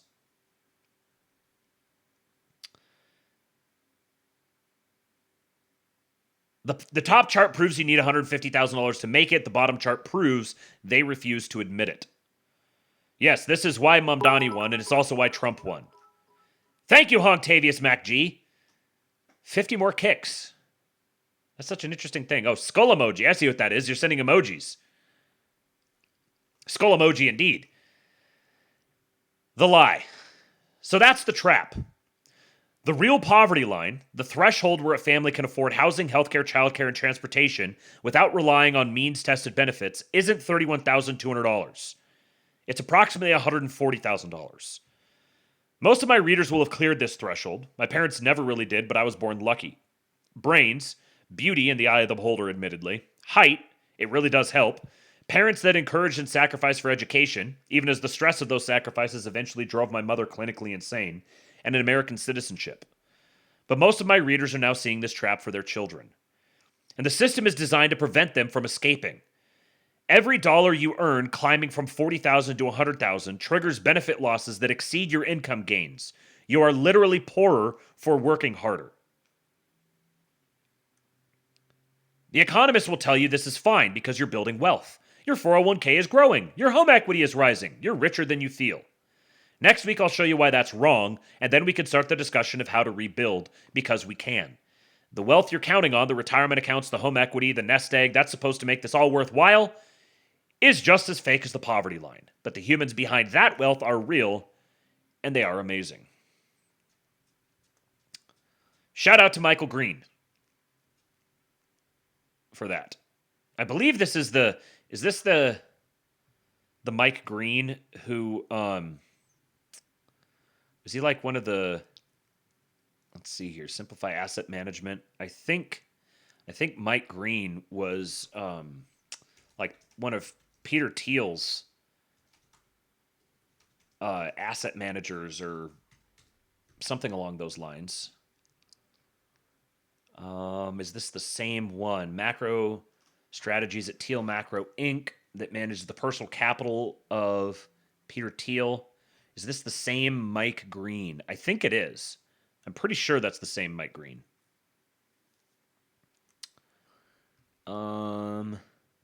Yeah, yep, that's him.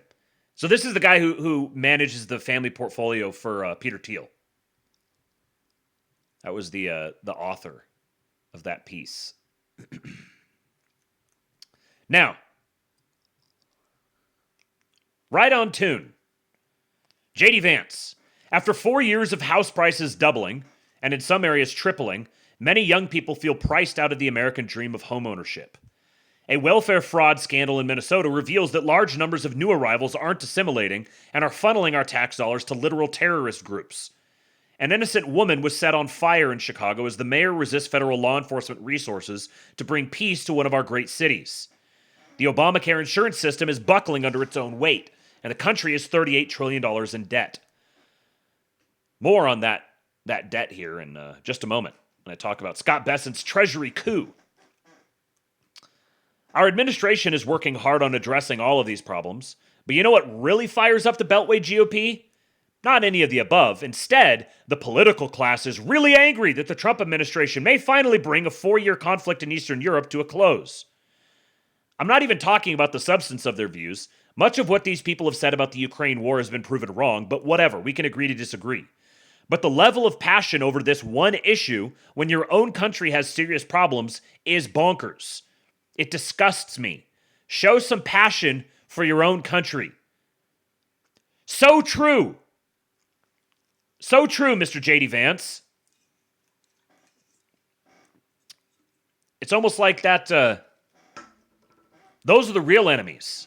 Those are the people who need to be yelled at and shouted down. Yeah, Agent Prop Master, all this rage calls for a pseudo-wave. We're going to get there in just a moment. We're going to get to that in just a moment. One other quick anecdote here about J.D. Vance. He posted this about the Ukraine-Russia peace plan just recently, and a guy replied to him. A guy literally named Random replied to him and said, JD, just tell my ex to take me back, please. And J.D. Vance said, she should definitely take you back. Tell her I said so. Imagine the wingman in chief. I cannot wrap my mind around how someone could possibly dislike this guy. The wingman in chief, the absolute patriot, JD Vance. JD is giving state-sponsored girlfriends and you're blackpilling? Yes, he is. He is a true patriot. And imagine this. Tate Brown says, imagine successfully recruiting the sitting VP for a digital two-man and still completely fumbling. The guy said, yeah, I'm not breaking 140 days of no contact because of the VP, but damn, I wish I could. I genuinely love that girl. Come on, man. Come on, random. Of course it's a Yankees fan. Terrible. Terrible. My wife says Marines make the ultimate wingmen. Yes. You can't get more natalist than this. That's right, sort of a demon. JD solving the incel and population problems manually.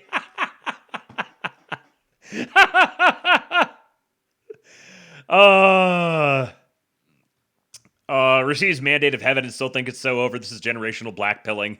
Yeah. Oh, man. What did you say? Nothing matters. We're all going to die and be forgotten almost immediately, so relax and just vibe, bro. Most white-pilled Yankees fan. It's so true. So true, Tate Brown. All right. Now, this is the stuff that... this has got me going. I've been waiting for something like this to emerge. Something coming down the pike. We've talked a lot about how Scott Bessent wanted to remake the global economic system. Said it was time for a Bretton Woods 3.0. We've talked a lot about the various moves and changes they've been making toward that end. And we speculated about some things with stablecoins and Tether and Bitcoin and the prospect of an onshore currency versus an offshore currency and reining the Fed back in, returning the Fed to its original mandate. This is all stuff that largely Tom Luongo has talked a lot about and that I've gleaned from him and then a few others. So if you guys have been in this loop for a while, there's been lots of speculation toward this end, and it's possible. Could it be true?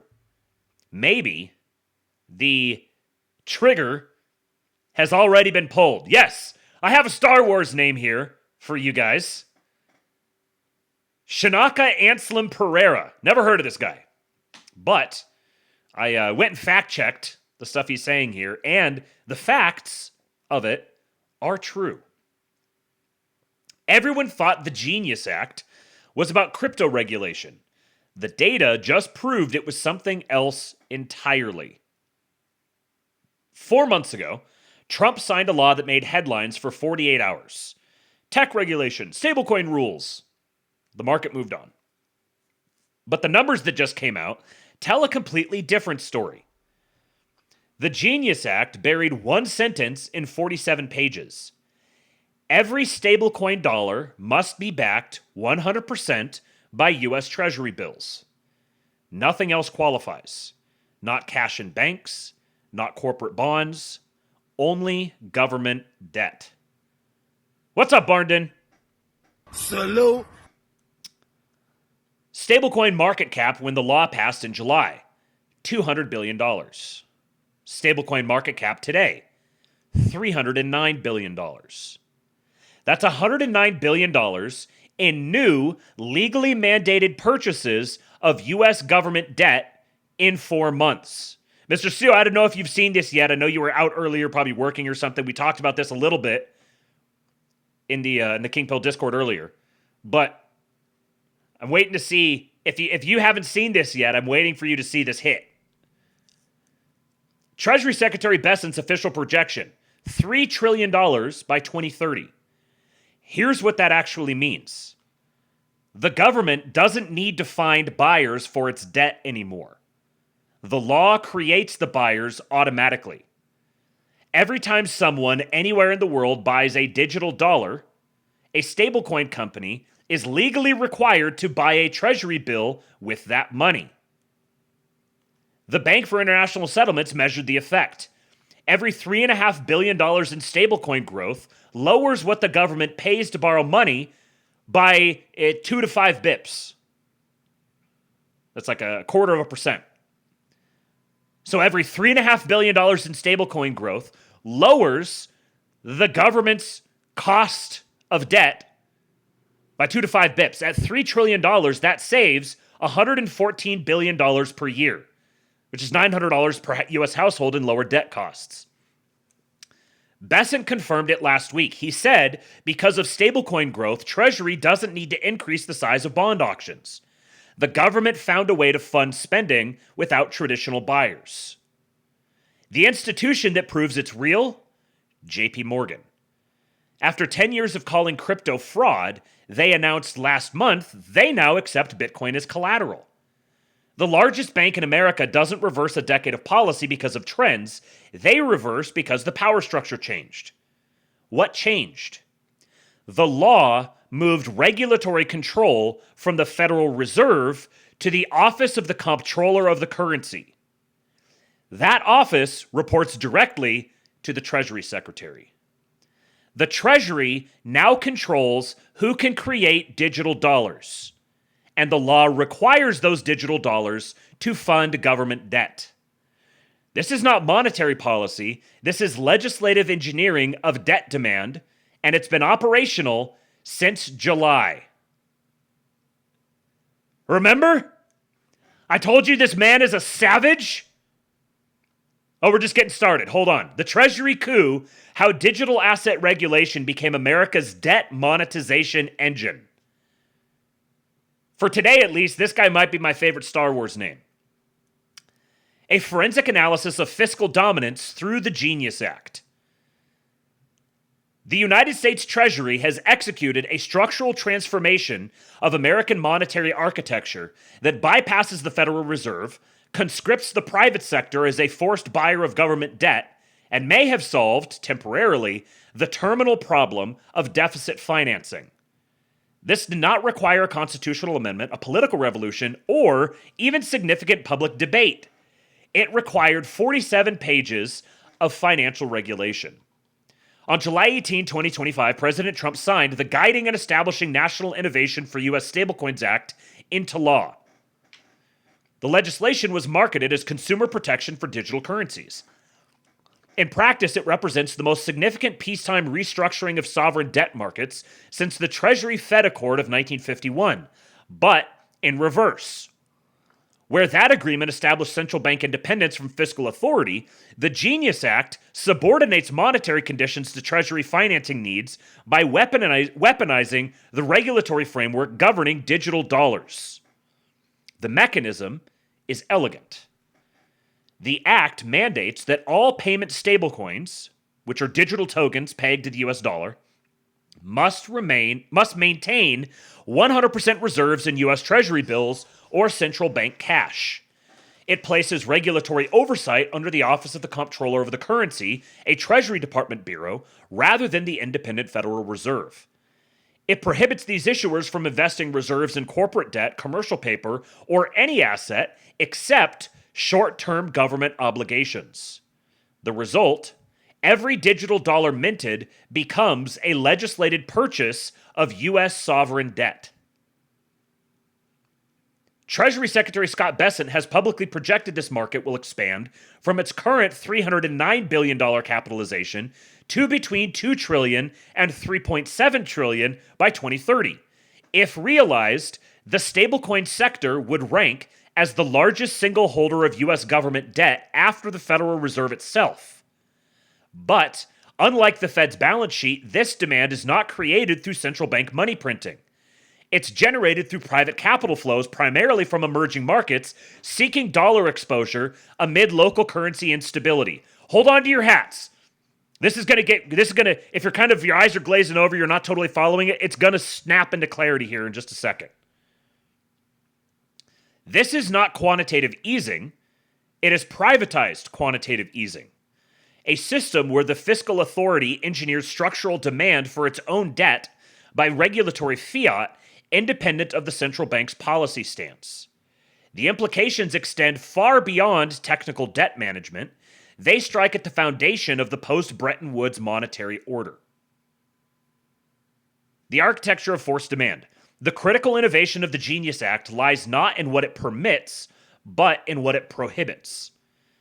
Traditional banking regulation allows financial institutions to hold diversified portfolios, manage maturity transformation, and generate yield through lending. Stablecoin issuers under the Act are prohibited from all of these activities. So under this Act, the issuers of stablecoins, which have to be backed 100% one-to-one with short-term government debt, those issuers are not allowed to generate yield through lending. They may hold only 3 asset classes: dollar deposits in FDIC-insured banks, Treasury bills with maturities under 90 days, or repurchase agreements or repo agreements collateralized by those same Treasury bills. They are explicitly banned from rehypothecating these assets, which is pledging the same collateral multiple times, except for the singular purpose of generating liquidity to meet redemptions through the overnight repo market. This structure transforms stablecoin issuers into narrow banks with a singular mandate: convert private savings into government liabilities. Circle, Tether, and any future licensed issuer function as transmission mechanisms, channeling global dollar demand directly into Treasury bill auctions. The regulatory framework ensures this capital cannot leak into the broader private economy. Research from the Bank of International Settlements provides empirical measurement of this effect. A working paper analyzing 2022 to 2024 stablecoin flows found that a $3.5 billion increase in market capitalization suppresses short-term Treasury yields by 2.5 to 5 basis points. Critically, the effect is asymmetric. Outflows raise yields by 2 to 3 times as much as inflows lower them. Extrapolating this relationship to Secretary Bessent's $3 trillion target suggests structural yield suppression of 25 to 50 basis points across the short end of the curve. For a government carrying $38 trillion in debt, a 30 basis point reduction in borrowing costs translates to approximately $114 billion in annual interest savings, nearly double the entire budget of the Department of Homeland Security. What this means is that this new stablecoin debt monetization structure that they've created fundamentally changes the debt profile for the American government. It creates downward pressure on their borrowing costs. This represents a fundamental decoupling of fiscal and monetary policy. The Federal Reserve may raise the federal funds rate to 5% in an attempt to tighten financial conditions. But if the Treasury can fund itself at 4.5% due to mandated stablecoin purchases, the Fed's transmission mechanism is severed. The central bank sets the policy rate, the Treasury sets its own borrowing costs. And this gets right at a question that I sent to Tom Luongo a couple of months ago that he was like, I was like, this is kind of over my head, but I'm trying to reason this out, that if they actually roll out this whole stablecoin system that they're talking about, would it not fundamentally change the debt profile for the United States such that the Fed funds rate could be maintained higher for the offshore than is considered normal?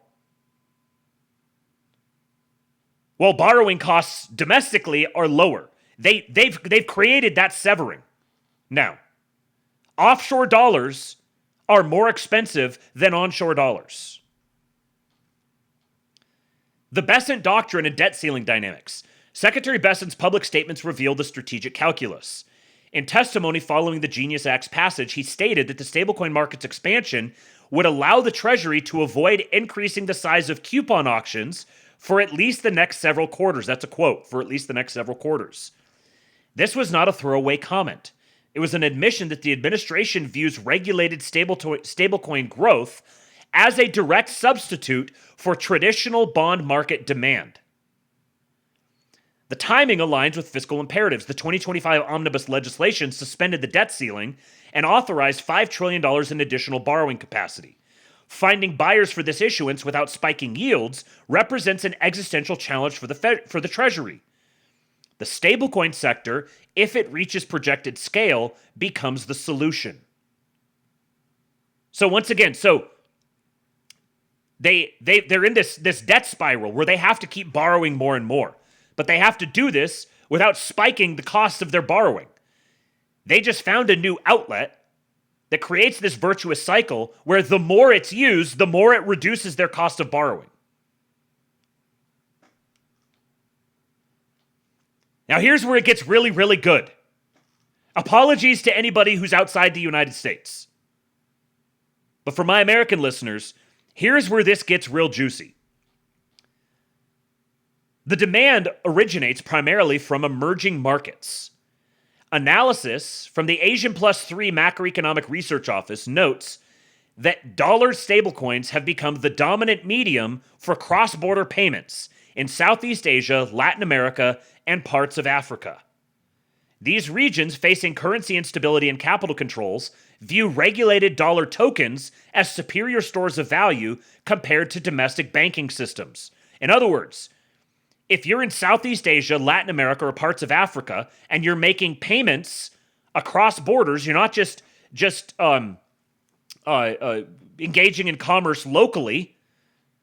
So you have to do currency exchanges rather than holding on to their unstable domestic currencies. As long as they've got access to the internet, they can just buy stablecoins, US dollar stablecoins, and they use those to transact across borders seamlessly.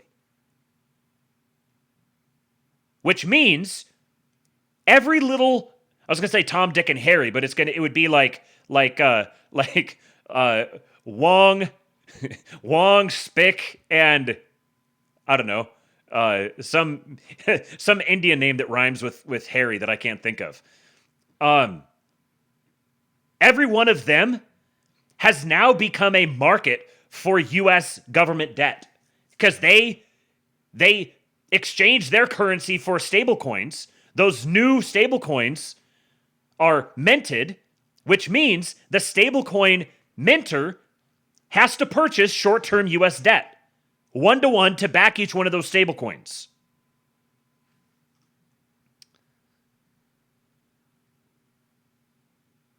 This creates a perverse dynamic.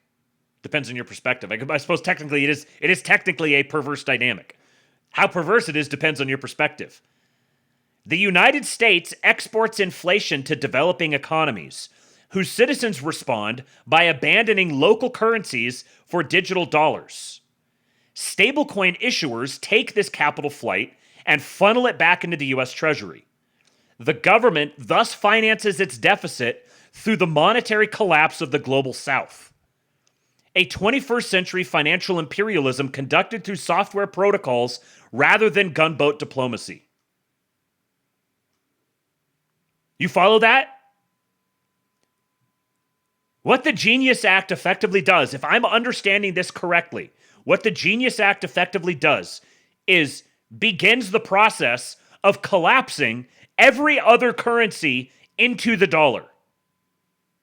Starting with the most unstable third world currencies. Everything, single one of them, is being collapsed into the dollar. Then listen to this. The strategic Bitcoin reserve, established via executive order in March of 2025, completes the architecture. By holding approximately 198,000 Bitcoins valued at $15 to $20 billion as sovereign reserves with an explicit never sell mandate, the Treasury hedges its own debt strategy. If the flood of digital dollars into global markets eventually debases the currency, a plausible long-term outcome of sustained deficit spending, the Bitcoin position appreciates in dollar terms, offsetting the liability side of the sovereign balance sheet.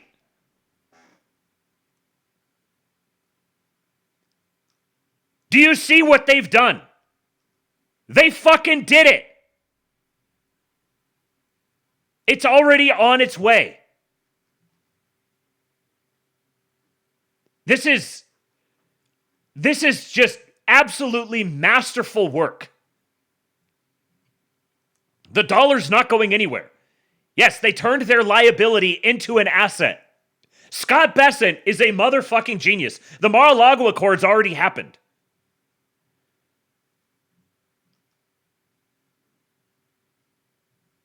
Every single one of these trade deals that they're negotiating, I guarantee you, they're arranging this sort of thing. Because, like, the way that you would combat this is you would have some sort of hostile nation that would set up some sort of hostile architecture to it and try to and maybe like try to take advantage of it, try to wildly amplify the liquidity and then crash in, try to create a liquidity trap or something like that. But if they negotiate this, holding the American market hostage until countries agree to terms with them on this, then you completely reconstruct the entire global monetary flows around this alone. And it's hedged by Bitcoin. Okay, and here's the other thing. All of those stablecoin issuers have substantial positions in Bitcoin. Which means the more stablecoins they issue, the more Bitcoin they're going to acquire. Their Bitcoin positions are going to appreciate, which means the United States government's Bitcoin position also appreciates. Bro, mastered the Talmudic financial sorcery just to use it against them. Yes. What this also does, actually, let me keep reading because he gets into more of this. Institutional capitulation of the JP Morgan signal. The clearest verification that this shift represents a genuine regime change comes not from Washington, but from Wall Street. On October 15, 2025, JP Morgan Chase, the largest bank in the United States... Welcome to the Gulag. If you survive, you earn your freedom. Thank you for the gifted sub, Skrudovnevsky. Congratulations to David A. Atlas. I don't know if I've seen you chatting in here before. So congratulations on the gifted sub.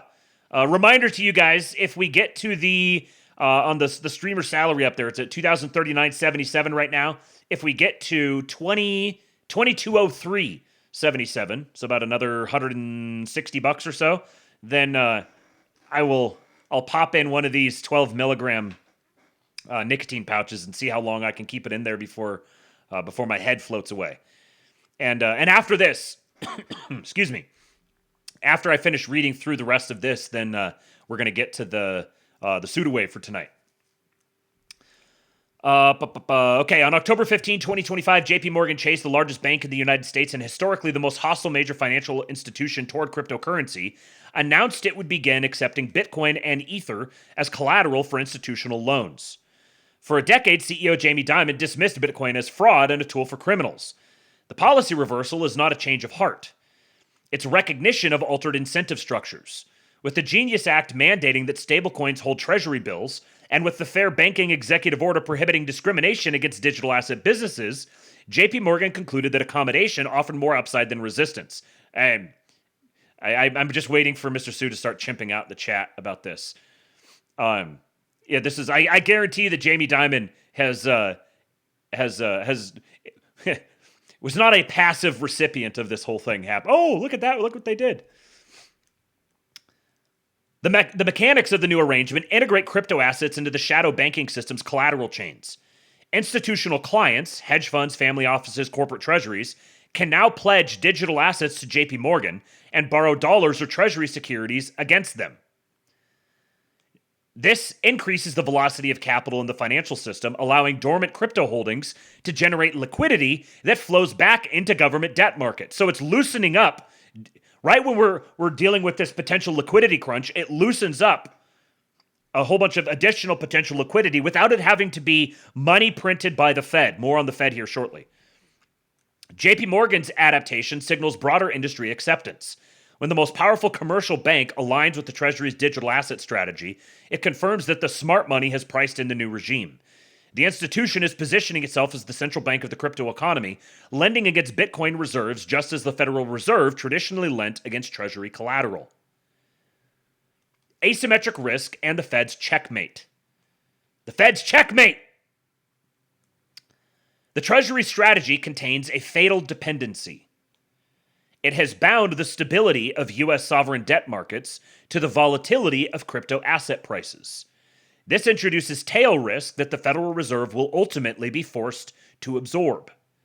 The mechanism works smoothly during market expansion. As stablecoin demand grows, issuers purchase Treasury bills, suppressing yields and easing fiscal pressures. So the more people buying stablecoins, the more people transacting in stablecoins, the more the stablecoin issuers purchase T-bills, which suppresses yields and drives down the cost of borrowing.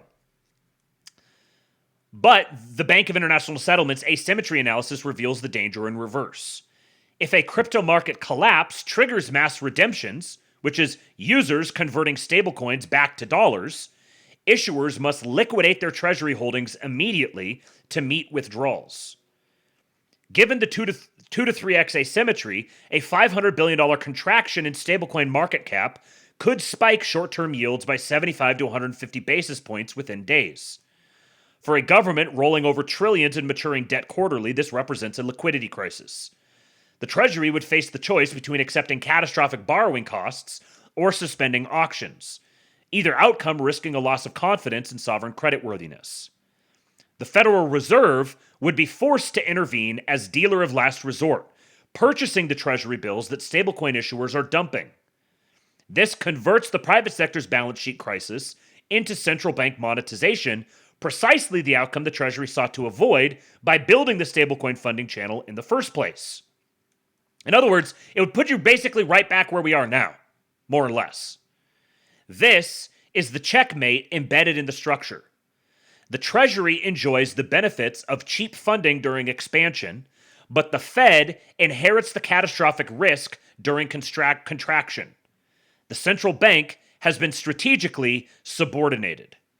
It can neither prevent the Treasury from creating this dependency, nor refuse to backstop the system when it breaks.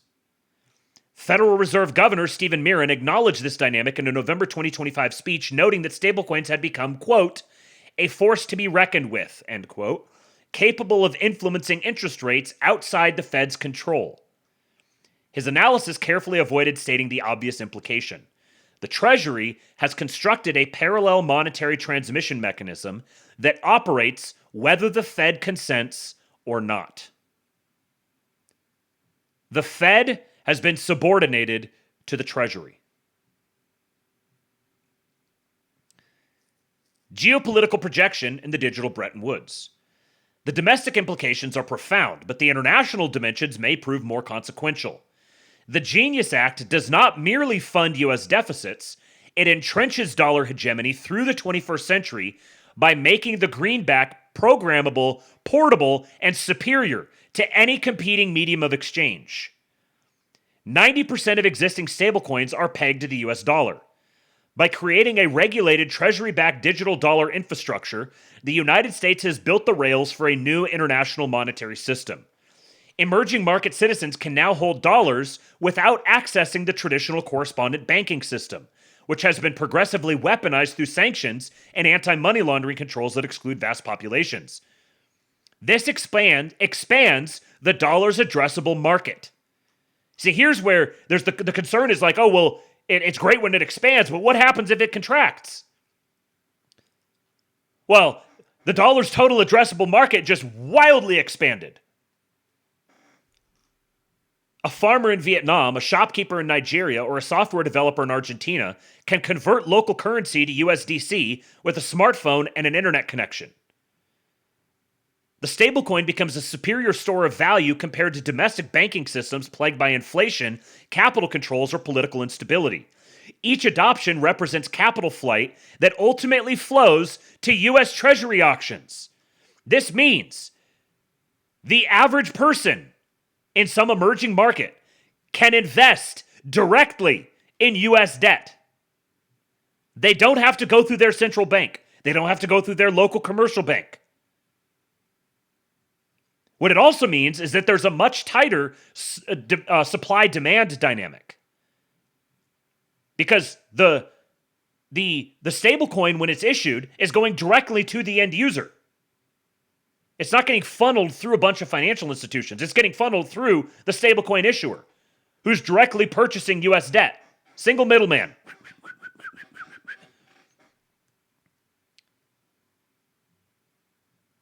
So you're not going to get these prolonged supply or demand shocks that get dragged out because with that increases all the extra friction, which creates opportunities for rehypothecation and malinvestment.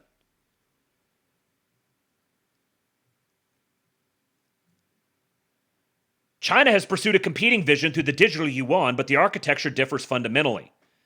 The digital yuan is a central bank digital currency, government issued, surveilled, and controlled. It offers efficiency but demands submission to state monitoring.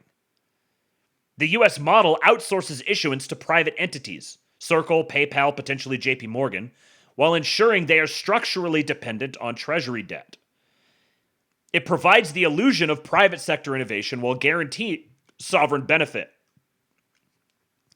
This represents a digital Bretton Woods, a monetary order where the dollar retains reserve status, not through petrodollar recycling or military enforcement of oil trade, but through network effects of digital payment infrastructure. The more merchants accept USDC, the more valuable it becomes. The more valuable it becomes, the more demand it generates for US debt. The system is self-reinforcing until it collapses. Conclusion: the sound of sovereignty shifting. The silent coup framing is not hyperbole. It is precise institutional analysis. The Treasury has not abolished the Federal Reserve or amended the Constitution. It has built a parallel financial architecture that allows fiscal policy to determine monetary conditions, reversing 7 decades of central bank independence. The Genius Act, the Fair Banking Executive Order, the Strategic Bitcoin Reserve, and the personnel pressure on Chair Powell constitute a coordinated strategy to subordinate the Fed to Treasury financing imperatives. Secretary Bessent's $3 trillion stablecoin projection is not a market forecast, it is a policy objective that, if achieved, will make the Treasury the dominant force in determining U.S. interest rates. The institutional capitulation exemplified by JP Morgan's policy reversal confirms that major financial actors have accepted this new reality. They're adapting not because they endorse the strategy, but because resistance offers no advantage. The game theory has shifted. Cooperation provides access to Treasury favor and the new liquidity regime. Opposition risks regulatory marginalization. The ultimate irony is that this transformation occurred not through populist uprising or political mandate, but through the mundane machinery of financial regulation. 47 pages of legislative text, debated primarily in obscure congressional subcommittees, have restructured the relationship between America's fiscal and monetary authorities more thoroughly than any policy since the 1970s abandonment of gold convertibility. Whether this represents institutional evolution or civilizational risk depends on variables that remain unmeasured. Can a $3 trillion stablecoin market maintain one-to-one redemption during a crypto winter? See, here's the other thing, too, is that having the federal government put such a stamp of approval on so-called crypto is actually a stabilizing force to the crypto market. And the more expansive it gets, the more stabilized it gets. Will the asymmetric outflow dynamics identified by the BIS trigger Treasury market instability before issuers reach systemic scale? Can the Federal Reserve maintain credibility if markets understand it must ultimately backstop a system it did not design and cannot control? These questions will be answered not in congressional testimony or academic working papers, but in the real-time stress tests of market crises yet to come. The Treasury has built the infrastructure. Now we discover whether it can bear the weight of empire. This is all data verified as of November 25, 2025. Market capitalizations, legislative texts, and official statements sourced from Treasury Department releases, Federal Reserve speeches, CoinGecko data, and congressional records. Now, another thing to add to this would be the thing that Tom Luongo and Vince Lanci have been talking about, whereby it looks like China, Russia, and America are starting to create sort of like a daisy chain of sovereign debt, where you have the United States issue. Well, so you have Russia, who is issuing Chinese yuan-denominated debt. China is issuing U.S. dollar-denominated debt. And then the United States could, hypothetically, issue something like a 50-year gold bond, like Judy Shelton has come out and started talking about more and more. And if that happened, then you would have... I assume that would be something that might go through the Fed. I don't know if they would be completely sidelining the Fed, what role exactly the Fed would play in this case. But I think that the entire structure of the American debt profile is going to completely change. And I don't have any idea exactly what that's going to look like. I don't know if it would be, they're going to have like this super long term, and then they're going to have the short term that's really fluid and liquid through stable coins, and there's not as much in the middle. I'm not exactly sure on how this is all going to go. But one thing's for sure, the dollar's not going anywhere. The dollar is more entrenched now than ever, and it's just created this, there's this big sucking sound you're hearing. That's the dollar beginning to vacuum up. If you survive, you earn your freedom. Oh, gifted subs. That's the dollar beginning to vacuum up and absorb capital from all the emerging markets. Thank you, Dave. TBH, what is that? Is that 10 gifted subs? My man. He was not satisfied being tied at the top. Let's see, we got Emperor Atreides, we got B Money, we got Wit, we got Donkey Bite, we got Blaine Morgan, Tom Rickson, Lurch, Jowlin, Gunzy, and Ghost Station TV. Congratulations to all of you guys for the massive, massive supply of gifted subs. Let's see.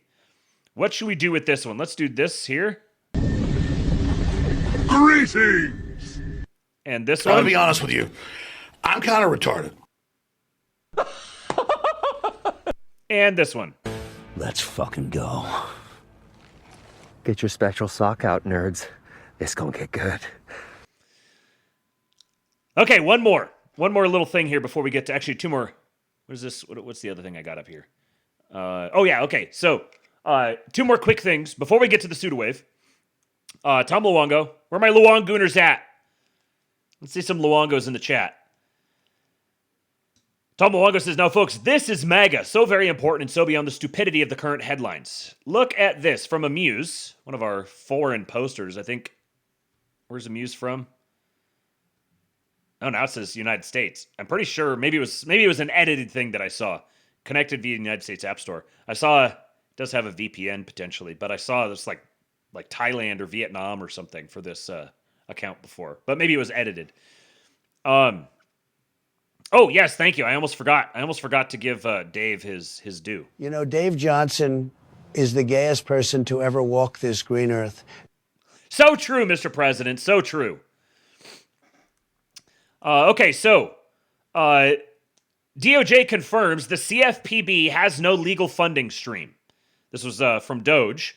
Trump is shutting down the unconstitutional Obama-era agency that acted as a fourth branch of government. This is the Consumer Financial Protection Bureau, a.k.a. Elizabeth Warren's pet fiefdom.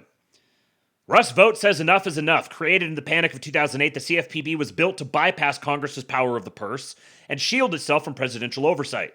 DOJ now says the Fed has no earnings to fund it and never should have. Acting Director Russell Vought requested $0 earlier this year, saying the Bureau had enough cash on hand to wind itself down. Critics like Elizabeth Warren call this political, but it is the Constitution doing the talking. When an agency cannot legally pay its bills, it cannot regulate anyone. The Bureau was designed to evade Congress and the President, operating as a rogue regulator that debanked political enemies and funneled penalties to activist groups. Supreme Court rulings in Saylor Law and Loper Bright cemented the CFPB's fragility. CFPB, dead. A massive strike at the power center of Elizabeth Warren and her ilk. Right, I thought Trump wasn't doing anything. Will this get all the headlines? Because this is very, very MAGA. CFPB was a shakedown racket by Obama who brought well-known communist Liz Warren to D.C. to stand it up. I'm hopeful they'll get her to her next teepee where she tried to do the same with FTX and the Bankman-Fried crime family. Yeah. Tom Longa says, exactly, but please, folks, keep lapping up the slop from Thomas Massey, Off-Brand Rand, and Robert Barnes. This is where our priorities lie, not Epstein or protecting drug runners in international waters. This is real change in favor of the middle class to get access to credit, free the banks from DEI, the climate grift, and Davos. The CFPB plus NGOs and the intelligence community maintained the modern deep state more than anything else. Okay, and last thing before we get to the pseudo-wave. Here is a thing that you can share with your friends. From the cyberbully, the internet's most unhinged right-wing echo chamber. They thought they had you under their spell. But now you can have all the white pill power right in the palm of your hand. Introducing the Goyan, the Gamma Oscillation Yield Interface Module, your direct connection to EWPSX, the Here comes the money. Holy crap! Dollar, dollar. Dollar, dollar.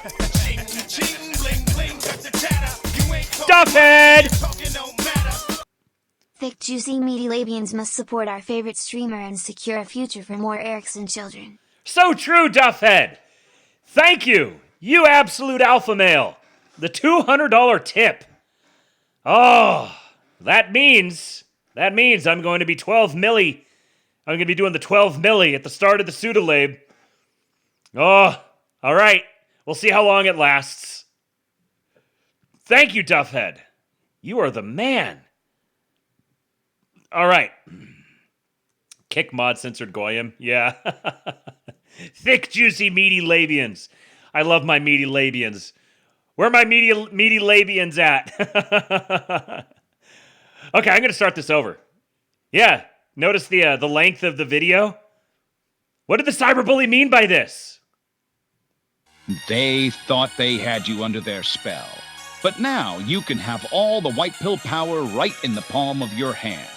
Introducing the Goyan, the Gamma Oscillation Yield Interface Module, your direct connection to EWPSX, the cyber bully, the only radio station that really gets it. It's peaty, it's high tea, and it's always playing bangers. Plus, you'll never be blackpilling again with plenty of high thumos sound bites and regular doses of timeless wisdom from the cyber bully himself. Available in 2 frequencies. Alpha mode for the untamed stallion, and family mode for sensitive ears. Disintegrate the limbs, the grifters, and the subversives. Tune in to the sounds of Eternal White Boy Summer today on your very own Goyim device. EWPSX, the cyber bully. Radio for our guys. But the power of the Goyim in the palm of your hand today. Available for download on all Apple and Android devices. That's right, folks. Those of you who are loyal EWBSX listeners, you may have noticed that there are now 2 modes. 2 modes on there that are for the EWBSX stream. There is the alpha mode and the family mode for all of your great listening. If you would like to, if you're around the family, we've had a few people who've mentioned this. They're like, "Oh, I'm around the family, and I don't necessarily want to be playing, like Nigga Heil Hitler or something like that." Well, we heard you. The cyberbully heard you, and he said, "This won't do. This won't do. We can't be allowing our chads to have to turn it off around other people." So there is a family mode. It's real easy. Just open up the app. Just look on the upper right-hand corner, and you'll see the little spot where you can toggle back and forth between the hardcore alpha mode when you're with the boys and the more family-friendly family mode. Uh-oh! Here comes the money. Alpha male alert! Another one! Here comes the money. Piggers be piggy! Dollar, dollar. Dollar, dollar. Ching, ching, bling, bling. Cut the chatter. You ain't talking money, then you're talking no matter. Monthly CO bucks incoming. The Holocaust never happened and they deserved much worse. Kill the poor, gas the Jews, threw perfume on the violent. White power. Nothing but high T meaty Labians here. Alphas and betas unite with sigmas to rule. Oh, I wonder what's going to happen when I post that on YouTube. Oh, that's great. Thank you, you absolute patriot. Piggers be piggy. Thank you so much for the alpha male alert. Let's see, what can I give you guys? I got to do one of these. The N-word. And this Dumps. one. They call them dumps. Big, massive dumps. Okay. What kind of American are you? No offense, but it sounds like some fucking commie gobbledygook. Our religion is based. Okay, I am now going to. I gotta go take a leak real quick, And this one, we got an hour and 27-minute Sudawave here. So what I'm going to do, I'm going to go down, I'm going to be honest, I'm going to go down and smoke a cigarette real quick. But I'm going to give you guys a little bit of EWBSX. So take about a 10-minute intermission or so. Listen to a little EWBSX. And here, let me make sure I end the recording.